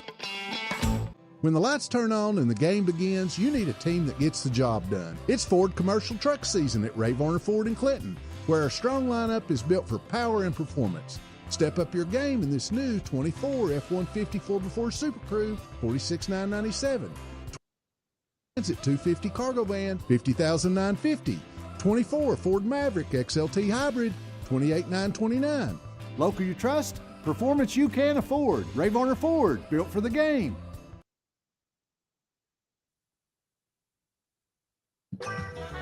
The Dave Hooker Show, represented by Banks & Jones, Tennessee's trial attorneys.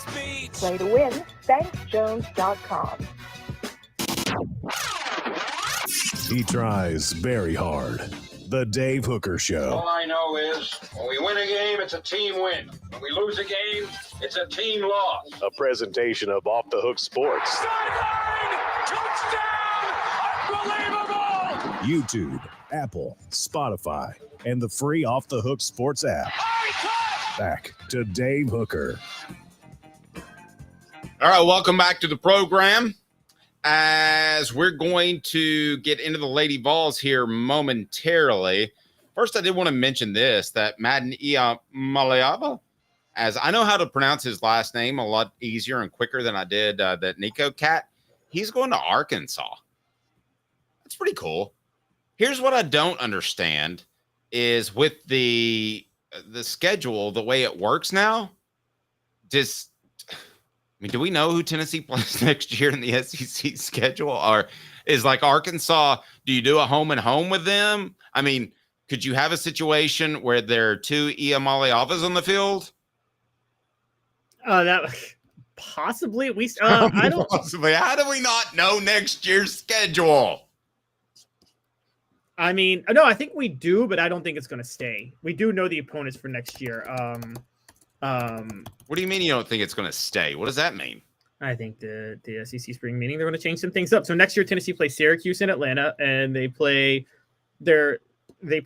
Alabama, Florida, Kentucky, Mississippi State, Arkansas at home, Georgia, Oklahoma, and Vanderbilt. So they just played this past year's schedule, but reverse home and away.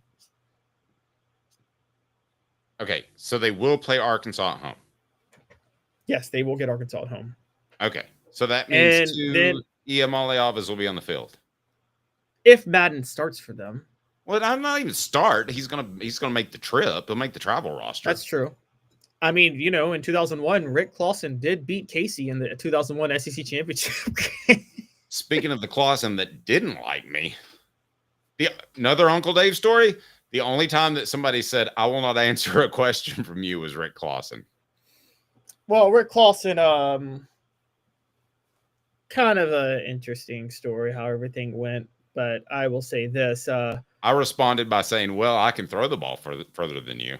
I mean, which was a fair thing to say, but you didn't say that. Well, I'll just say this much. I wouldn't. I'd never say anything like that. This would be so unprofessional. I would never say anything like that at a press conference. I don't know if I blame Fulmer more or the team. The fact that the team would quit on Eric Ainge because they wanted Rick Clausen in there that year was absolutely ridiculous, because Fulmer did go all in on Rick Clausen after the LSU game, and then Tennessee lost 3 straight because Rick Clausen could not throw the ball. I don't care how well the team responded to him. Tennessee loses a player once again to the transfer portal. It was Bison Lang first, who I was not surprised with at all, who I didn't think was a good pickup at the time he signed, but I don't throw kids under the bus. I don't consider myself an elite talent evaluator, but I can pretty much tell you the Jimmies and the Joes from the ain't no way and no's. And to me, he was an ain't no way and no when it came to a high-level college football player. But Khalifa Keith, however, is one that I thought could grow into something. And he has decided to transfer out of the program. I want to be real clear. I don't think this is an ask around. I don't think this is a culture issue whatsoever. I just think this is an issue that his role at Tennessee would have been so limited that he would have never been happy. How many times do you see a fullback line up for the Vols? Basically never. You see a tight end line up as a fullback, but you don't see a guy who is just a fullback. And they're not going to start running the power I, and they're not going to change their offensive philosophy, even if they got who's the best fullback that's ever been out there. Best fullback. Lorenzo Neal. Okay, I was going back too far.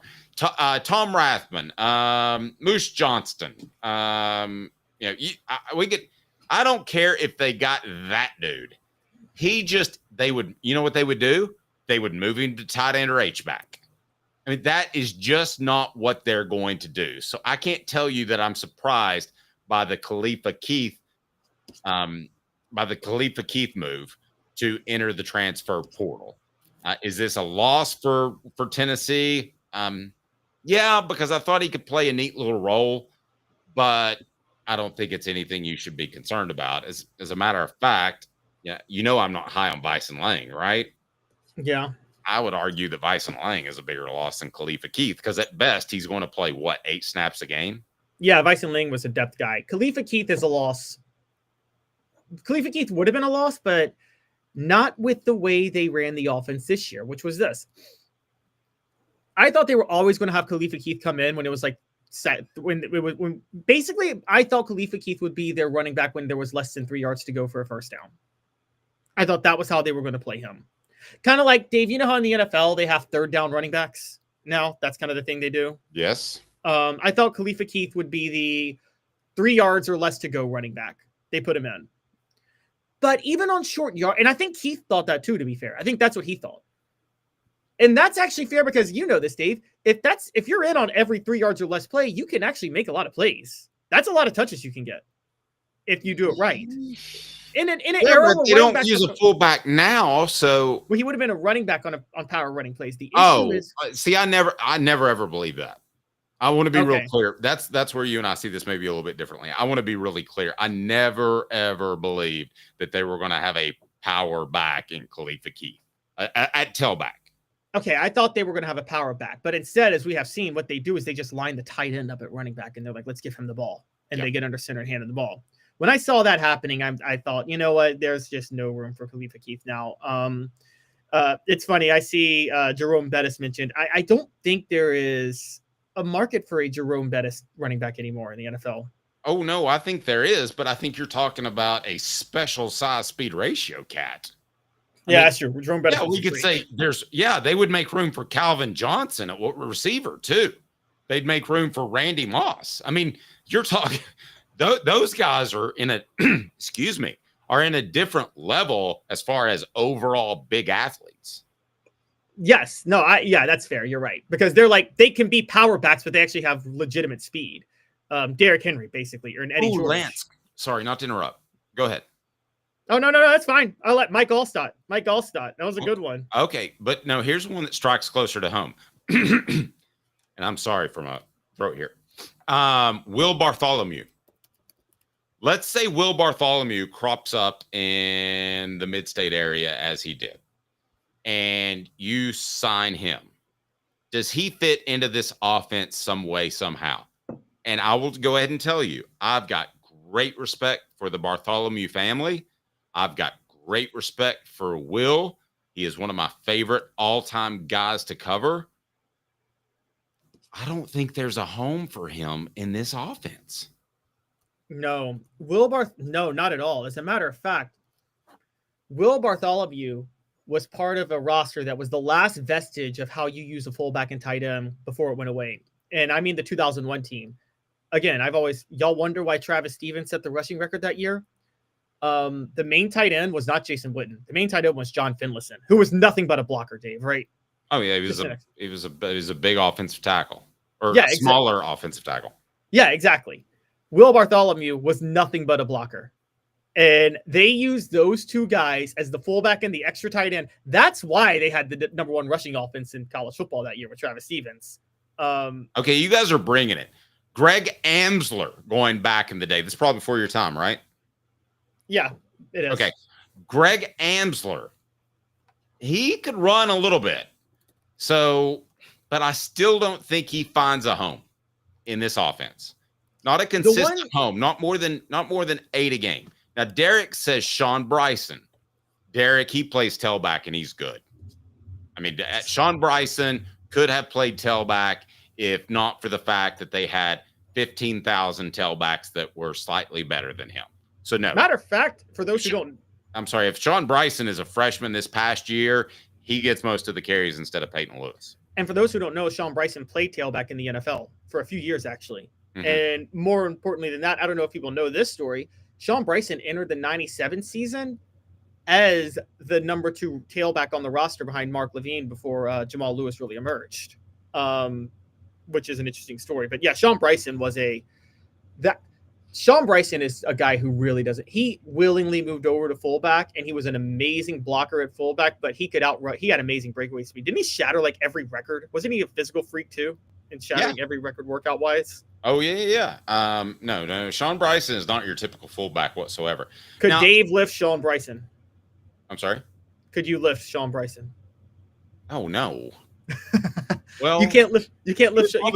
He was probably no, I couldn't do 2 plates. He's 225. That'd be 2 plates on each side. No. My shoulder about popped out of joint when I bench pressed you. Because I don't do free weights like that anymore. All right, so you guys are throwing heat. So I'm not trying to just turn the show over to the message board, but there was another one that was really good here. Go ahead, Caleb. I wanted to dive in a little bit on the future of Tennessee's running backs because there's a really good chance Dylan Sampson's gone after this year. He's eligible. Well, that's what I wanted to address. So can we turn it to a tailback talk for a second? Yeah, sure. Okay. Would we agree that I don't think somebody said on the message board that Dylan Sampson, pay him. It's not going to happen, but I can dream. I don't think it's a big dream. I mean, if you look at Dylan Sampson, who I understand you don't want more tread on your tires or whatever the case may be. If I'm Dylan Sampson and his family, I'll look at it, and if I'm honest, he is not okay. The past 2 to me running backs that were worth big time money in the NFL are Saquon Barkley and Ezekiel Elliott. I thought they were the 2 most complete, most special tailbacks, and you should pay them more than a running back is worth. And by the way, they're not worth much of anything in the NFL. They'll just plug another one in. Dylan Sampson is not an elite by NFL standards, NFL tailback. Can they get Dylan Sampson enough to stay? It's a long shot, but it's not an incredibly long shot. I don't think so because when you're not elite, you still get a payday. I mean, see Alvin Kamara, you get a payday after your rookie scale is up, and you got to go earlier to get your payday earlier as a running back. And I just don't think there's any amount of money that they could pay in college that would outweigh that, because I think Dylan Sampson's thought would be, grind for 2 years, hold out going into my 3rd year. The thing that's unfair, Dave, I don't know if you agree, they really need to get rid of the rookie scale for running backs. Because running backs have such a short shelf life as is, but the problem is there's too many good running backs. I think running backs are just too good. There's too many good ones now, so there's not much of a drop off when you get in running backs based on who you get. But okay, let me lay this scenario out there. Okay, I'm gonna make you D Samp's dad. Your daddy D Samp or Daddy Samp. Okay, and I come to you and I say, here's what I've been told, Daddy Samp, and I'm Dylan. I'm D Samp, Daddy Samp. Here's how the conversation goes. Daddy Samp, here's what I've been told. So I have been told that I'm probably a late round pick. Let's say 5th to 7th round because of the position I play and because there's so many running backs out there. And that's where I am there. But I can come back to Tennessee and I can be a guy that wins a championship, and man, Daddy Samp, we just lost the national championship game by 3 points to Oregon, and it was so close, Daddy Samp, and I really want to win a national title. And Tennessee just told me that they can give me $2 million to come back, Daddy Samp. Daddy Samp, you tell me what I should do. In that situation, you take the $2 million and you come back, because $2 million versus a late round draft pick, you don't even know if you're going to get that second big contract. So I say you take the $2 million. But look, where I was going was, even if he leaves, though, I mean, look, Tennessee picked up Dwayne Morris. They flipped him from USC last week as a commitment. They still have Deshaun Bishop. Peyton Lewis is going to emerge as a good runner. Cam Selden is probably going to transfer, but he's still on the roster. They got Justin Baker coming in.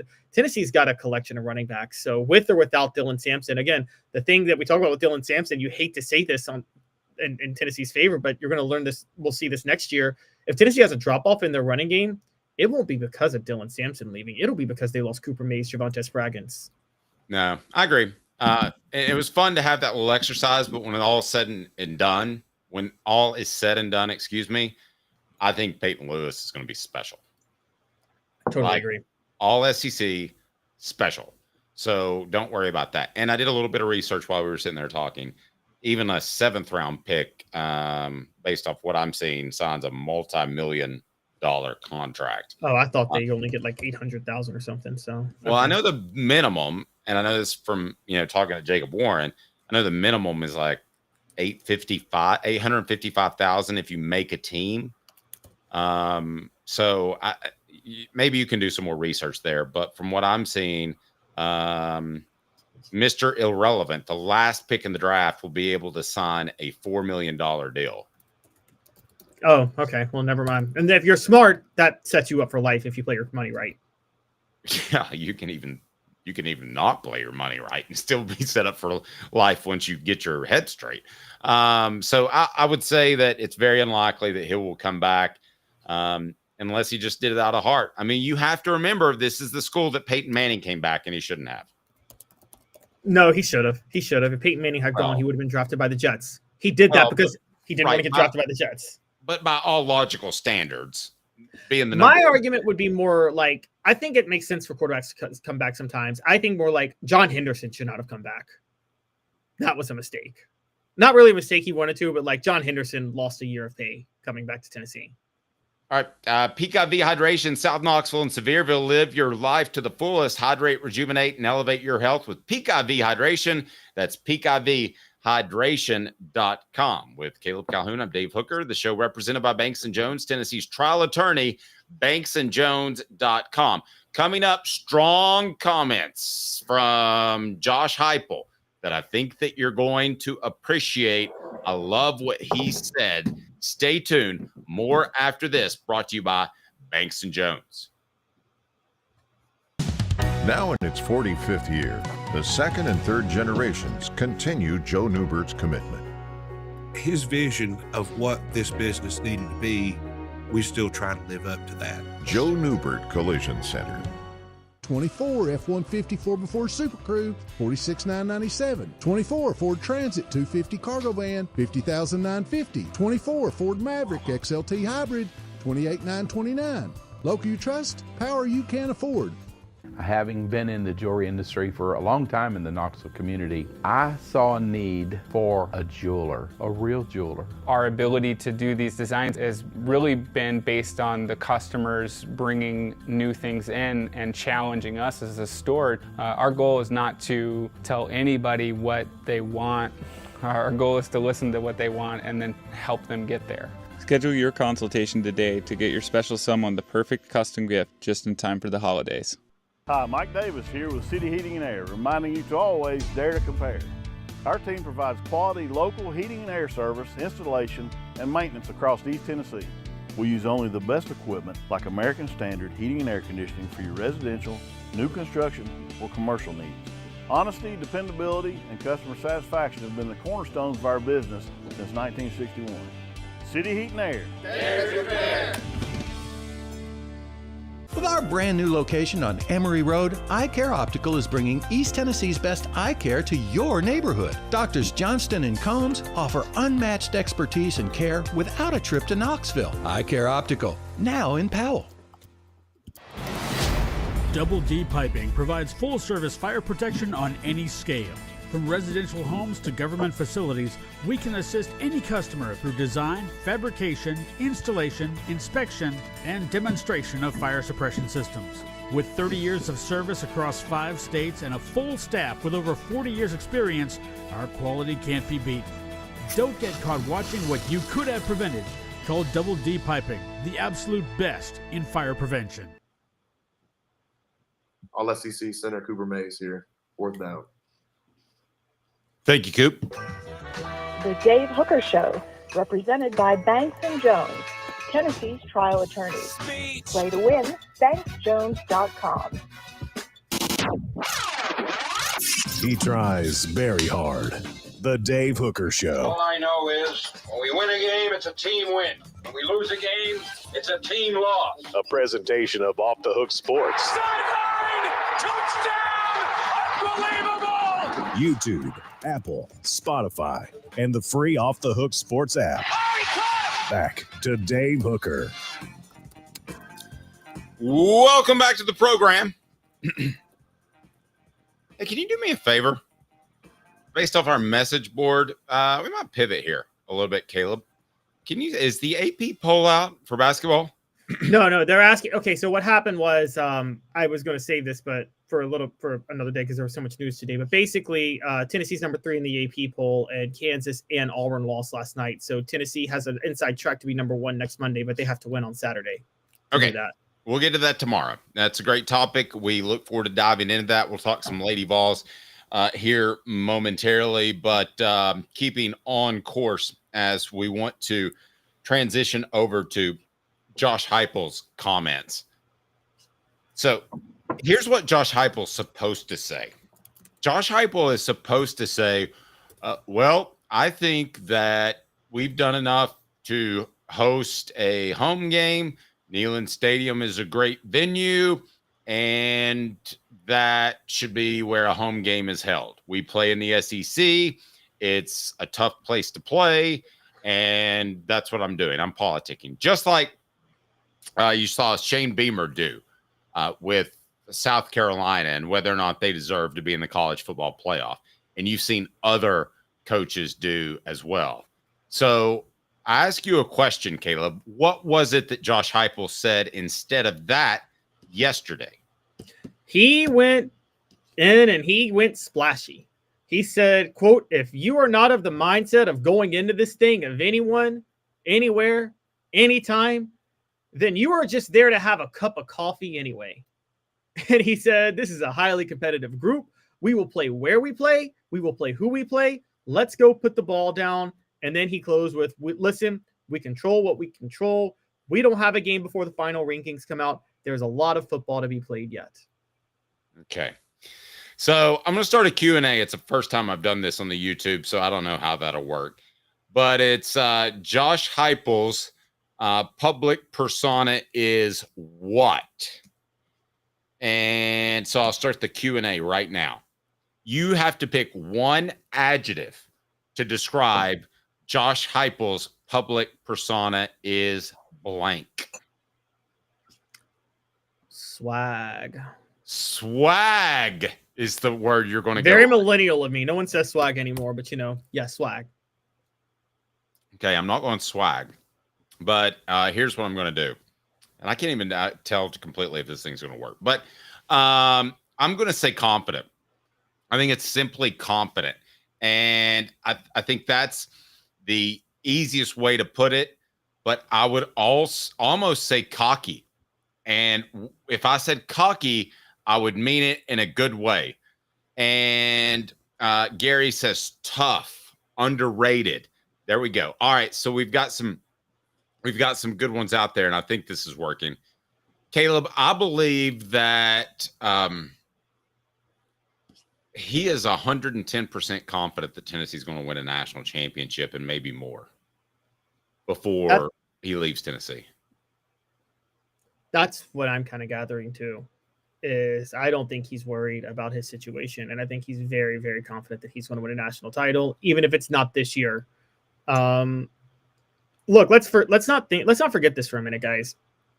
Tennessee is a Jordan Ross roughing the punter away from playing for the SEC title this week and arguably being a top 3 seed in the college football and being a top 3 team in the college football playoff. Why wouldn't it be a top 2 seed? Top 2. Well, but playing to be a top 2 seed. How about that? In the college football playoff. Playing for a top 2 seed. Okay. I don't know if they would be ahead or behind Texas. They may be ahead. But Tennessee's a Jordan Ross roughing the punter away from that. Basically, is all I'm trying to say. They are very, very close. They dealt with that amidst all the injuries that they had, Nico Iamaleava not being where he needed to be. Josh Heupel knows how good this team is. He may also know its limitations. But I think the one reason he's very confident this year, Dave, is unlike years past, he's got the personnel to travel in a college football playoff game. As we've always talked about, defense travels. And, you can say it was just Oklahoma and Oklahoma wasn't a good team, but Oklahoma beat Alabama 24-3. And Josh Heupel went to Oklahoma and beat the brakes off them. It was 25-15, and you and I both know that game was more like 40-7 than it was 25-15. Okay, so I couldn't get the stupid Q&A to work, so I just changed it to a poll question. Sorry. Josh Heupel's public persona is guarded, savvy, cocky, confident. I want to bring back another quote that was said. Was it after the Arkansas game or the Oklahoma game? Anyway, he said, "This is the home of Eric Berry, Reggie White." Did he mention Doug Atkins? He mentioned. No, he said Al Wilson. Al Wilson. This is the home of that. That to me was cocky. And cocky seems to have a negative connotation. I got nothing wrong with being cocky. It's not just confident. It's a step beyond confident. Listen, if you believe you can come to a program and you can flip them from the absolute dumpster fire that Tennessee was 4 years ago into a team that can win a national championship, and I think they can this year. Can, not will. I think they can. But we'll see. But if you believe that, you're beyond confident. I mean, if there's a word between confident and cocky, that's it. But I'll take cocky all day long. Steve Spurrier was cocky. And I will tell you this.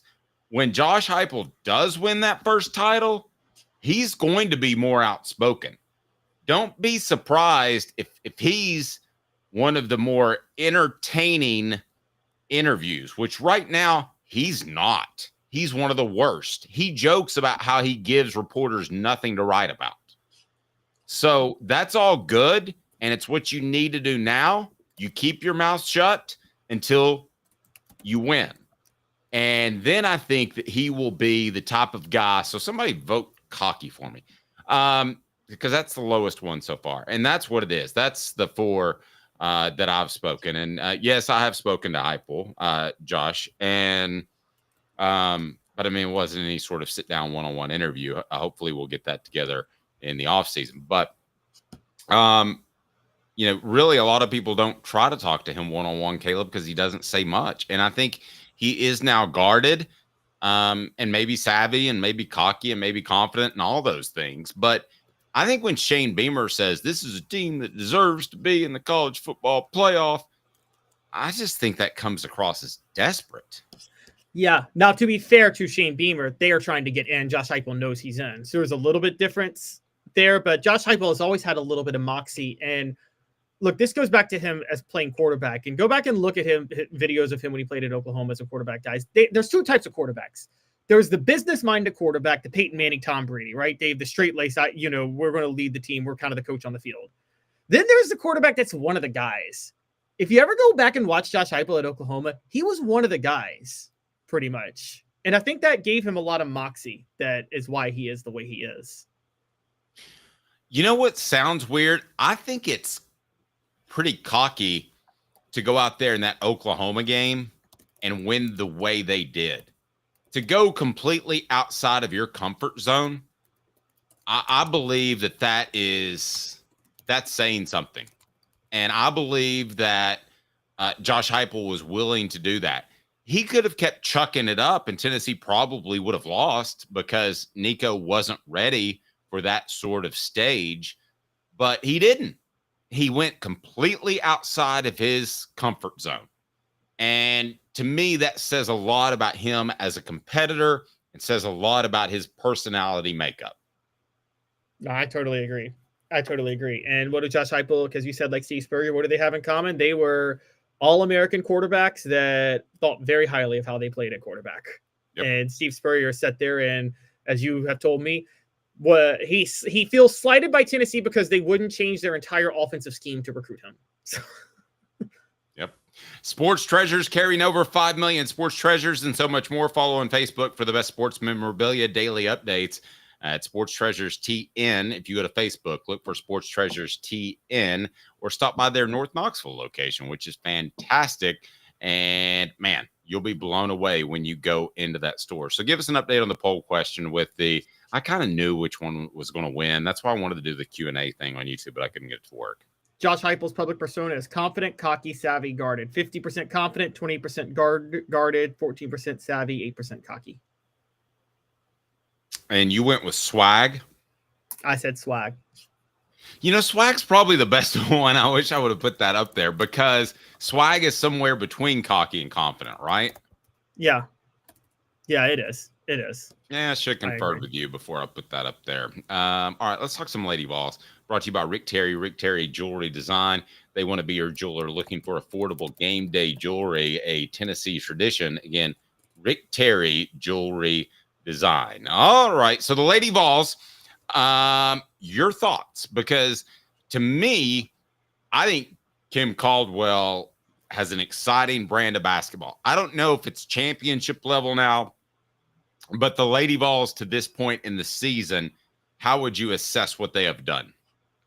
The Lady Vols, last night, they beat Florida State 79-77. They're now 6-0. All 6 of their games have been at home. Florida State's an 8-2 team. Florida State's a good team, like NCAA tournament, first, second round type team. They run tempo like the Lady Vols.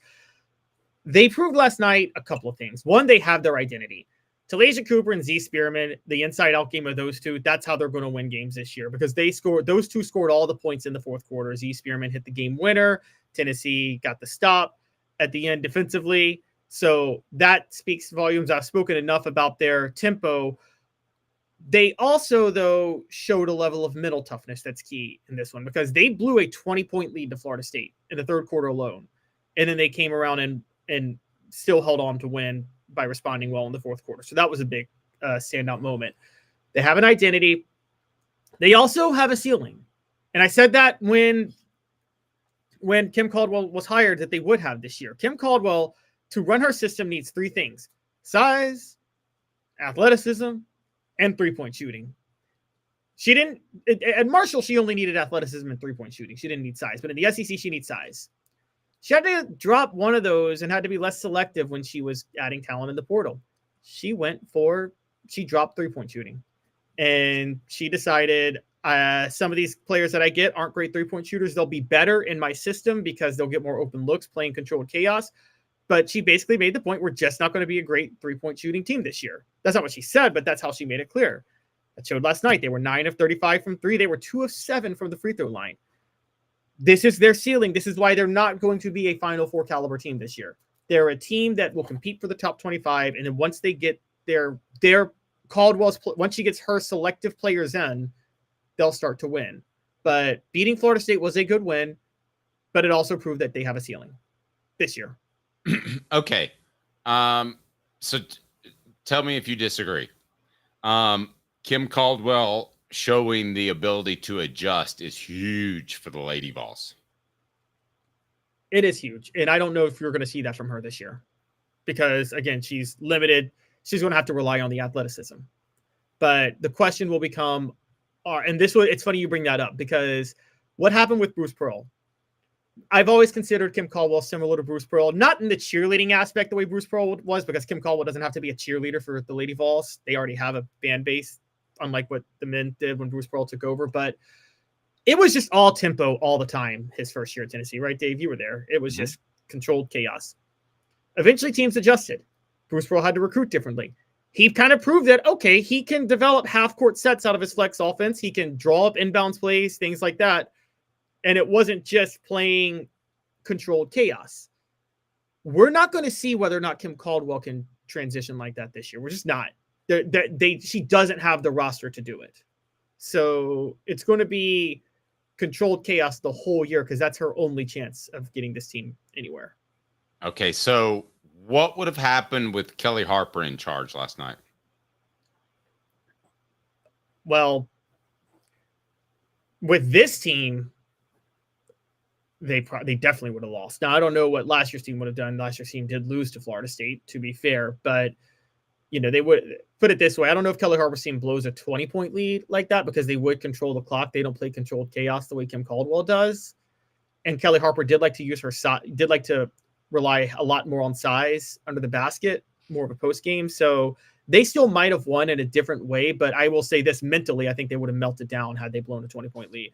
I don't think they would have been able to handle it. You mentioned it. Here's my biggest concern is size. I mean, do they have enough size they're going to make the NCAA tournament. I mean, there's no question about that.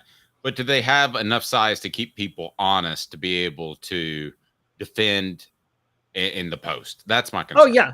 They have the size. The only question is if they have the three-point shooting, because they're going to have Kim Caldwell went for the size in the transfer portal, and she went for the athleticism. She did not go for the three-point shooting. So, Dave, you're going to see some nights people are going to get frustrated because there will be a lot of open looks and Tennessee will just brick them because and you're going to be very upset with the lack of proper shooting. Kim Caldwell was limited on who she could get in the transfer portal, guys. This is it. I'm sorry. She couldn't sit there and just get a John Calipari type recruiting class in 1 year and take it over at Tennessee. So she had to be selective she had to sacrifice something in the transfer portal. She's banking that on Tennessee winning and being able to win enough games with its size and athleticism this year. And then in the offseason with her recruiting, the shooting is going to come. She's got a really good recruiting class. Everybody she assigned is an elite shooter that's coming in. Okay. But in all fairness, you talk about a ceiling. Is the ceiling basically just because of shooting, because they just don't have the shooters, or is it because of lack of depth of talent? It's because they don't have the shooters. They don't have enough shooters. And when I say ceiling, Tennessee could have a game where they shoot like 45, 50% from three. That'll happen, but they can't do it in 6 games to go win the NCAA tournament. That's just impossible. Okay. Can I make an odd comparison? How many players that were on the Tennessee's 2021 football team could have started for this year's football team? Actually, quite a few. Hendon Hooker, because some of them are still there. Hendon Hooker, Cooper Mays. Let's see. Cedric Tillman, Bayless Jones. I mean, you might argue that most of the offense could start for this year's offense. Okay. Well, then totally bad argument by me. Defense, different story, but. Right. Okay. Well, let's say defense, because she's basing her entire program building is based on offense, right? Correct. On defense, Alante Taylor is the only player in the secondary that could start on this year's team. And by the way, only player, period. Yeah, neither of the linebackers would be able to start. I think Matthew Butler on the defensive line might be able to start, and Byron Young, Matthew Butler, Byron Young, Alante Taylor, those three.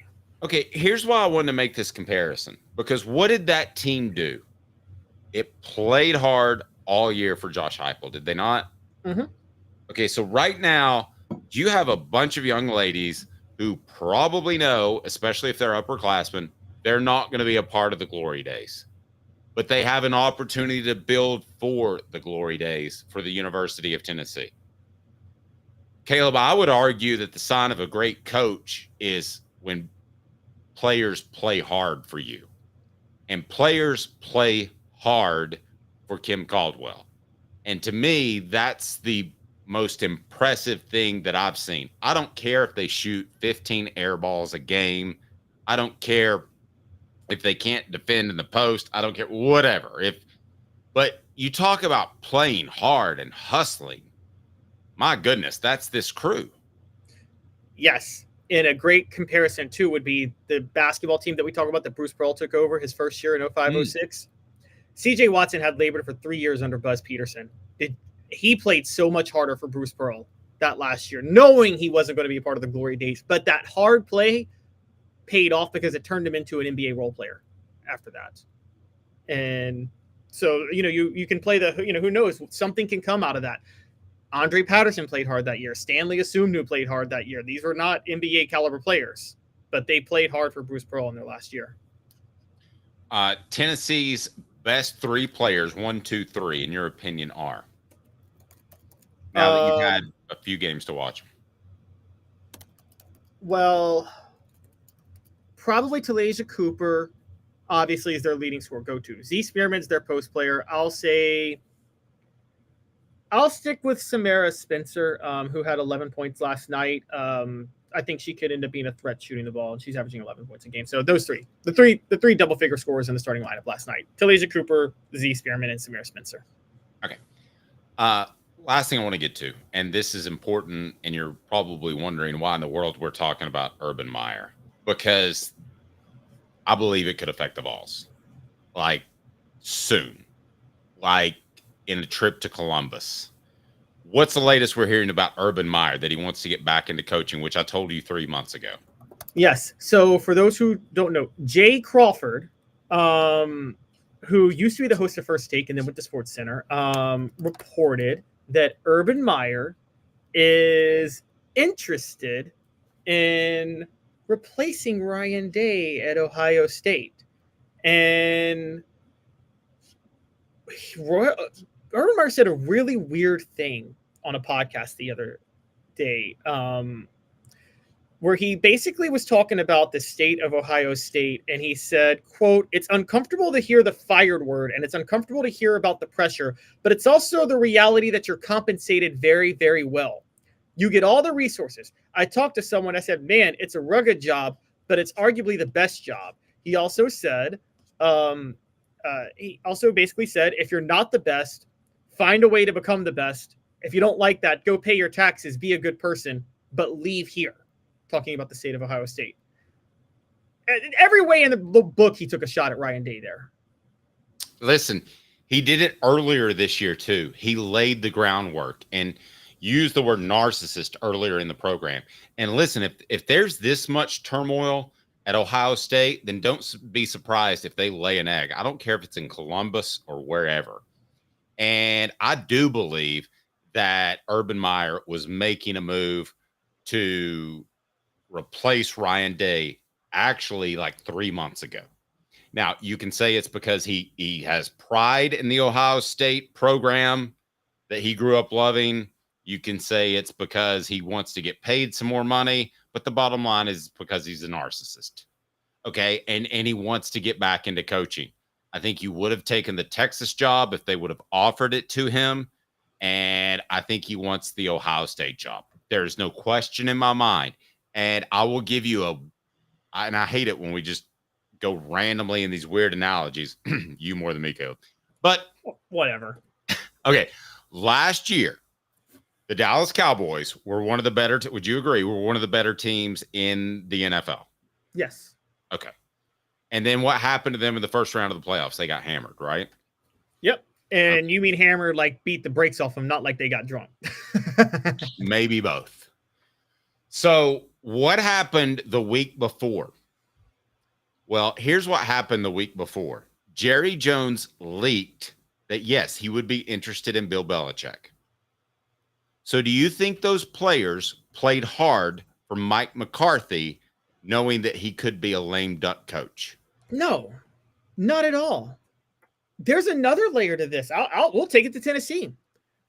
Right before Tennessee fired Bruce Pearl, Mike Hamilton went on a radio show and basically said if Bruce Pearl doesn't make the Sweet 16, he's pretty much fired this year. And Tennessee went and got beat by 30 against Michigan that weekend. Of course that was going to happen. So I get where you're going, and you're right. And Dave, I'll go even further. I think Urban Meyer's trying to undercut Ryan Day to make sure that they lose that first game.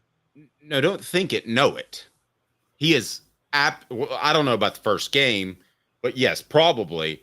I guess, if Ryan Day wins one, it's kind of hard to cut him out there. But the bottom line is they haven't beat Michigan.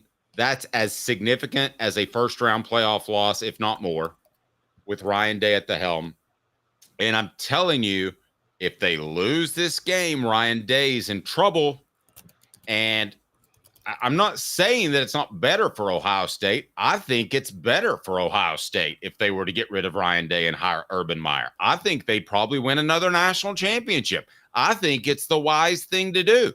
But as it pertains strictly to Tennessee, if that's a home in unrest and the Vols travel up there, we talk about home field advantage being worth. My gambling expert told us that it was actually a 5.5-point swing. If it's in Columbus, Ohio State would be 5.5-point favorites. If it's in Knoxville, it would be a pick 'em. I'm telling you, this would be worth potentially 14 points. If the players on that team are unsure that Ryan Day is going to be there next year, then they're already looking around in the transfer portal. You don't have to be blind and allegiant to the program like you used to. You're looking around and you're thinking about other stuff. I will go ahead and tell you, if they believe on that team that Urban Meyer might be the head coach next year at Ohio State, even if they like it, there's all kinds of reason not to play hard for Ryan Day. I'm telling you, this is a story to continue to follow because he could absolutely undermine Ohio State's chances of winning a game or winning multiple games in the college football playoff. There is another major layer to this, by the way, that we're not even talking about, which is this. Urban Meyer's got some lackeys going out, undercutting Ryan Day too. You want to know who Urban Meyer's best friend is that played in the NFL, Dave? You want to know who he is? No. Or I do, yes. I don't know who it is. Chris Carter. Because Urban Meyer and Chris Carter went to Ohio. Urban Meyer was a grad assistant at Ohio State when Carter was a receiver there. They've maintained a very close relationship. Chris Carter just went on the Stephen A. Smith podcast 2 days ago and said, if Ryan Day doesn't win the national title, if he doesn't win the whole thing, he should be fired. This is... see, that's the first I heard of that. Listen, there's a coup that's happening right now in Columbus. That's what I would like. When you put together our little thumbs, I want to say coup in Columbus. I think you're right. I think you're right. And I know I'm right. I'm right. I absolutely know I'm right. I have seen it happen firsthand, not as a head coaching position, but another position. And I don't want you to say a single name. Okay? I won't say a word because you know who I'm talking about, don't you? And I disagree with you that it was a coup, but yes. Well, I can tell you it was a coup. A bank on it, brought to you by Commercial Bank. Commercial Bank is your neighborhood bank. What makes us different from other banks? We understand that every customer has unique opportunities, challenges, and financial concerns. We don't expect you to fit into the same box as the next person or business. Whether it's purchasing a home, saving for your child's future, or planning for your next vacation, we're with you every step of the way to navigate life's big decisions. Commercial Bank. A coup in Columbus. There we go. That's what's happening. Right now, Urban Meyer wants Ryan Day's job, and that can only be bad for Ohio State and their players. We need to check and see how many of their players have entered the transfer portal. And by the way, that could almost explain why David Sanders may go to Ohio State. What if Urban Meyer is recruiting behind Ryan Day's back right now? Bam. And telling players, I'll be there next year, guys. You know that I don't believe in a lot of your conspiracy theories, but I think everything you've said is spot freaking on. And by the way, let's talk about what happened. Urban Meyer never wanted to leave Columbus. What happened was the whole Zach Smith controversy broke out, and he faked an illness, so he left. But he never wanted to leave Columbus. And for those that don't know, I do, but for those that don't know, explain the Zach Smith controversy and why he left. It wasn't wins and losses.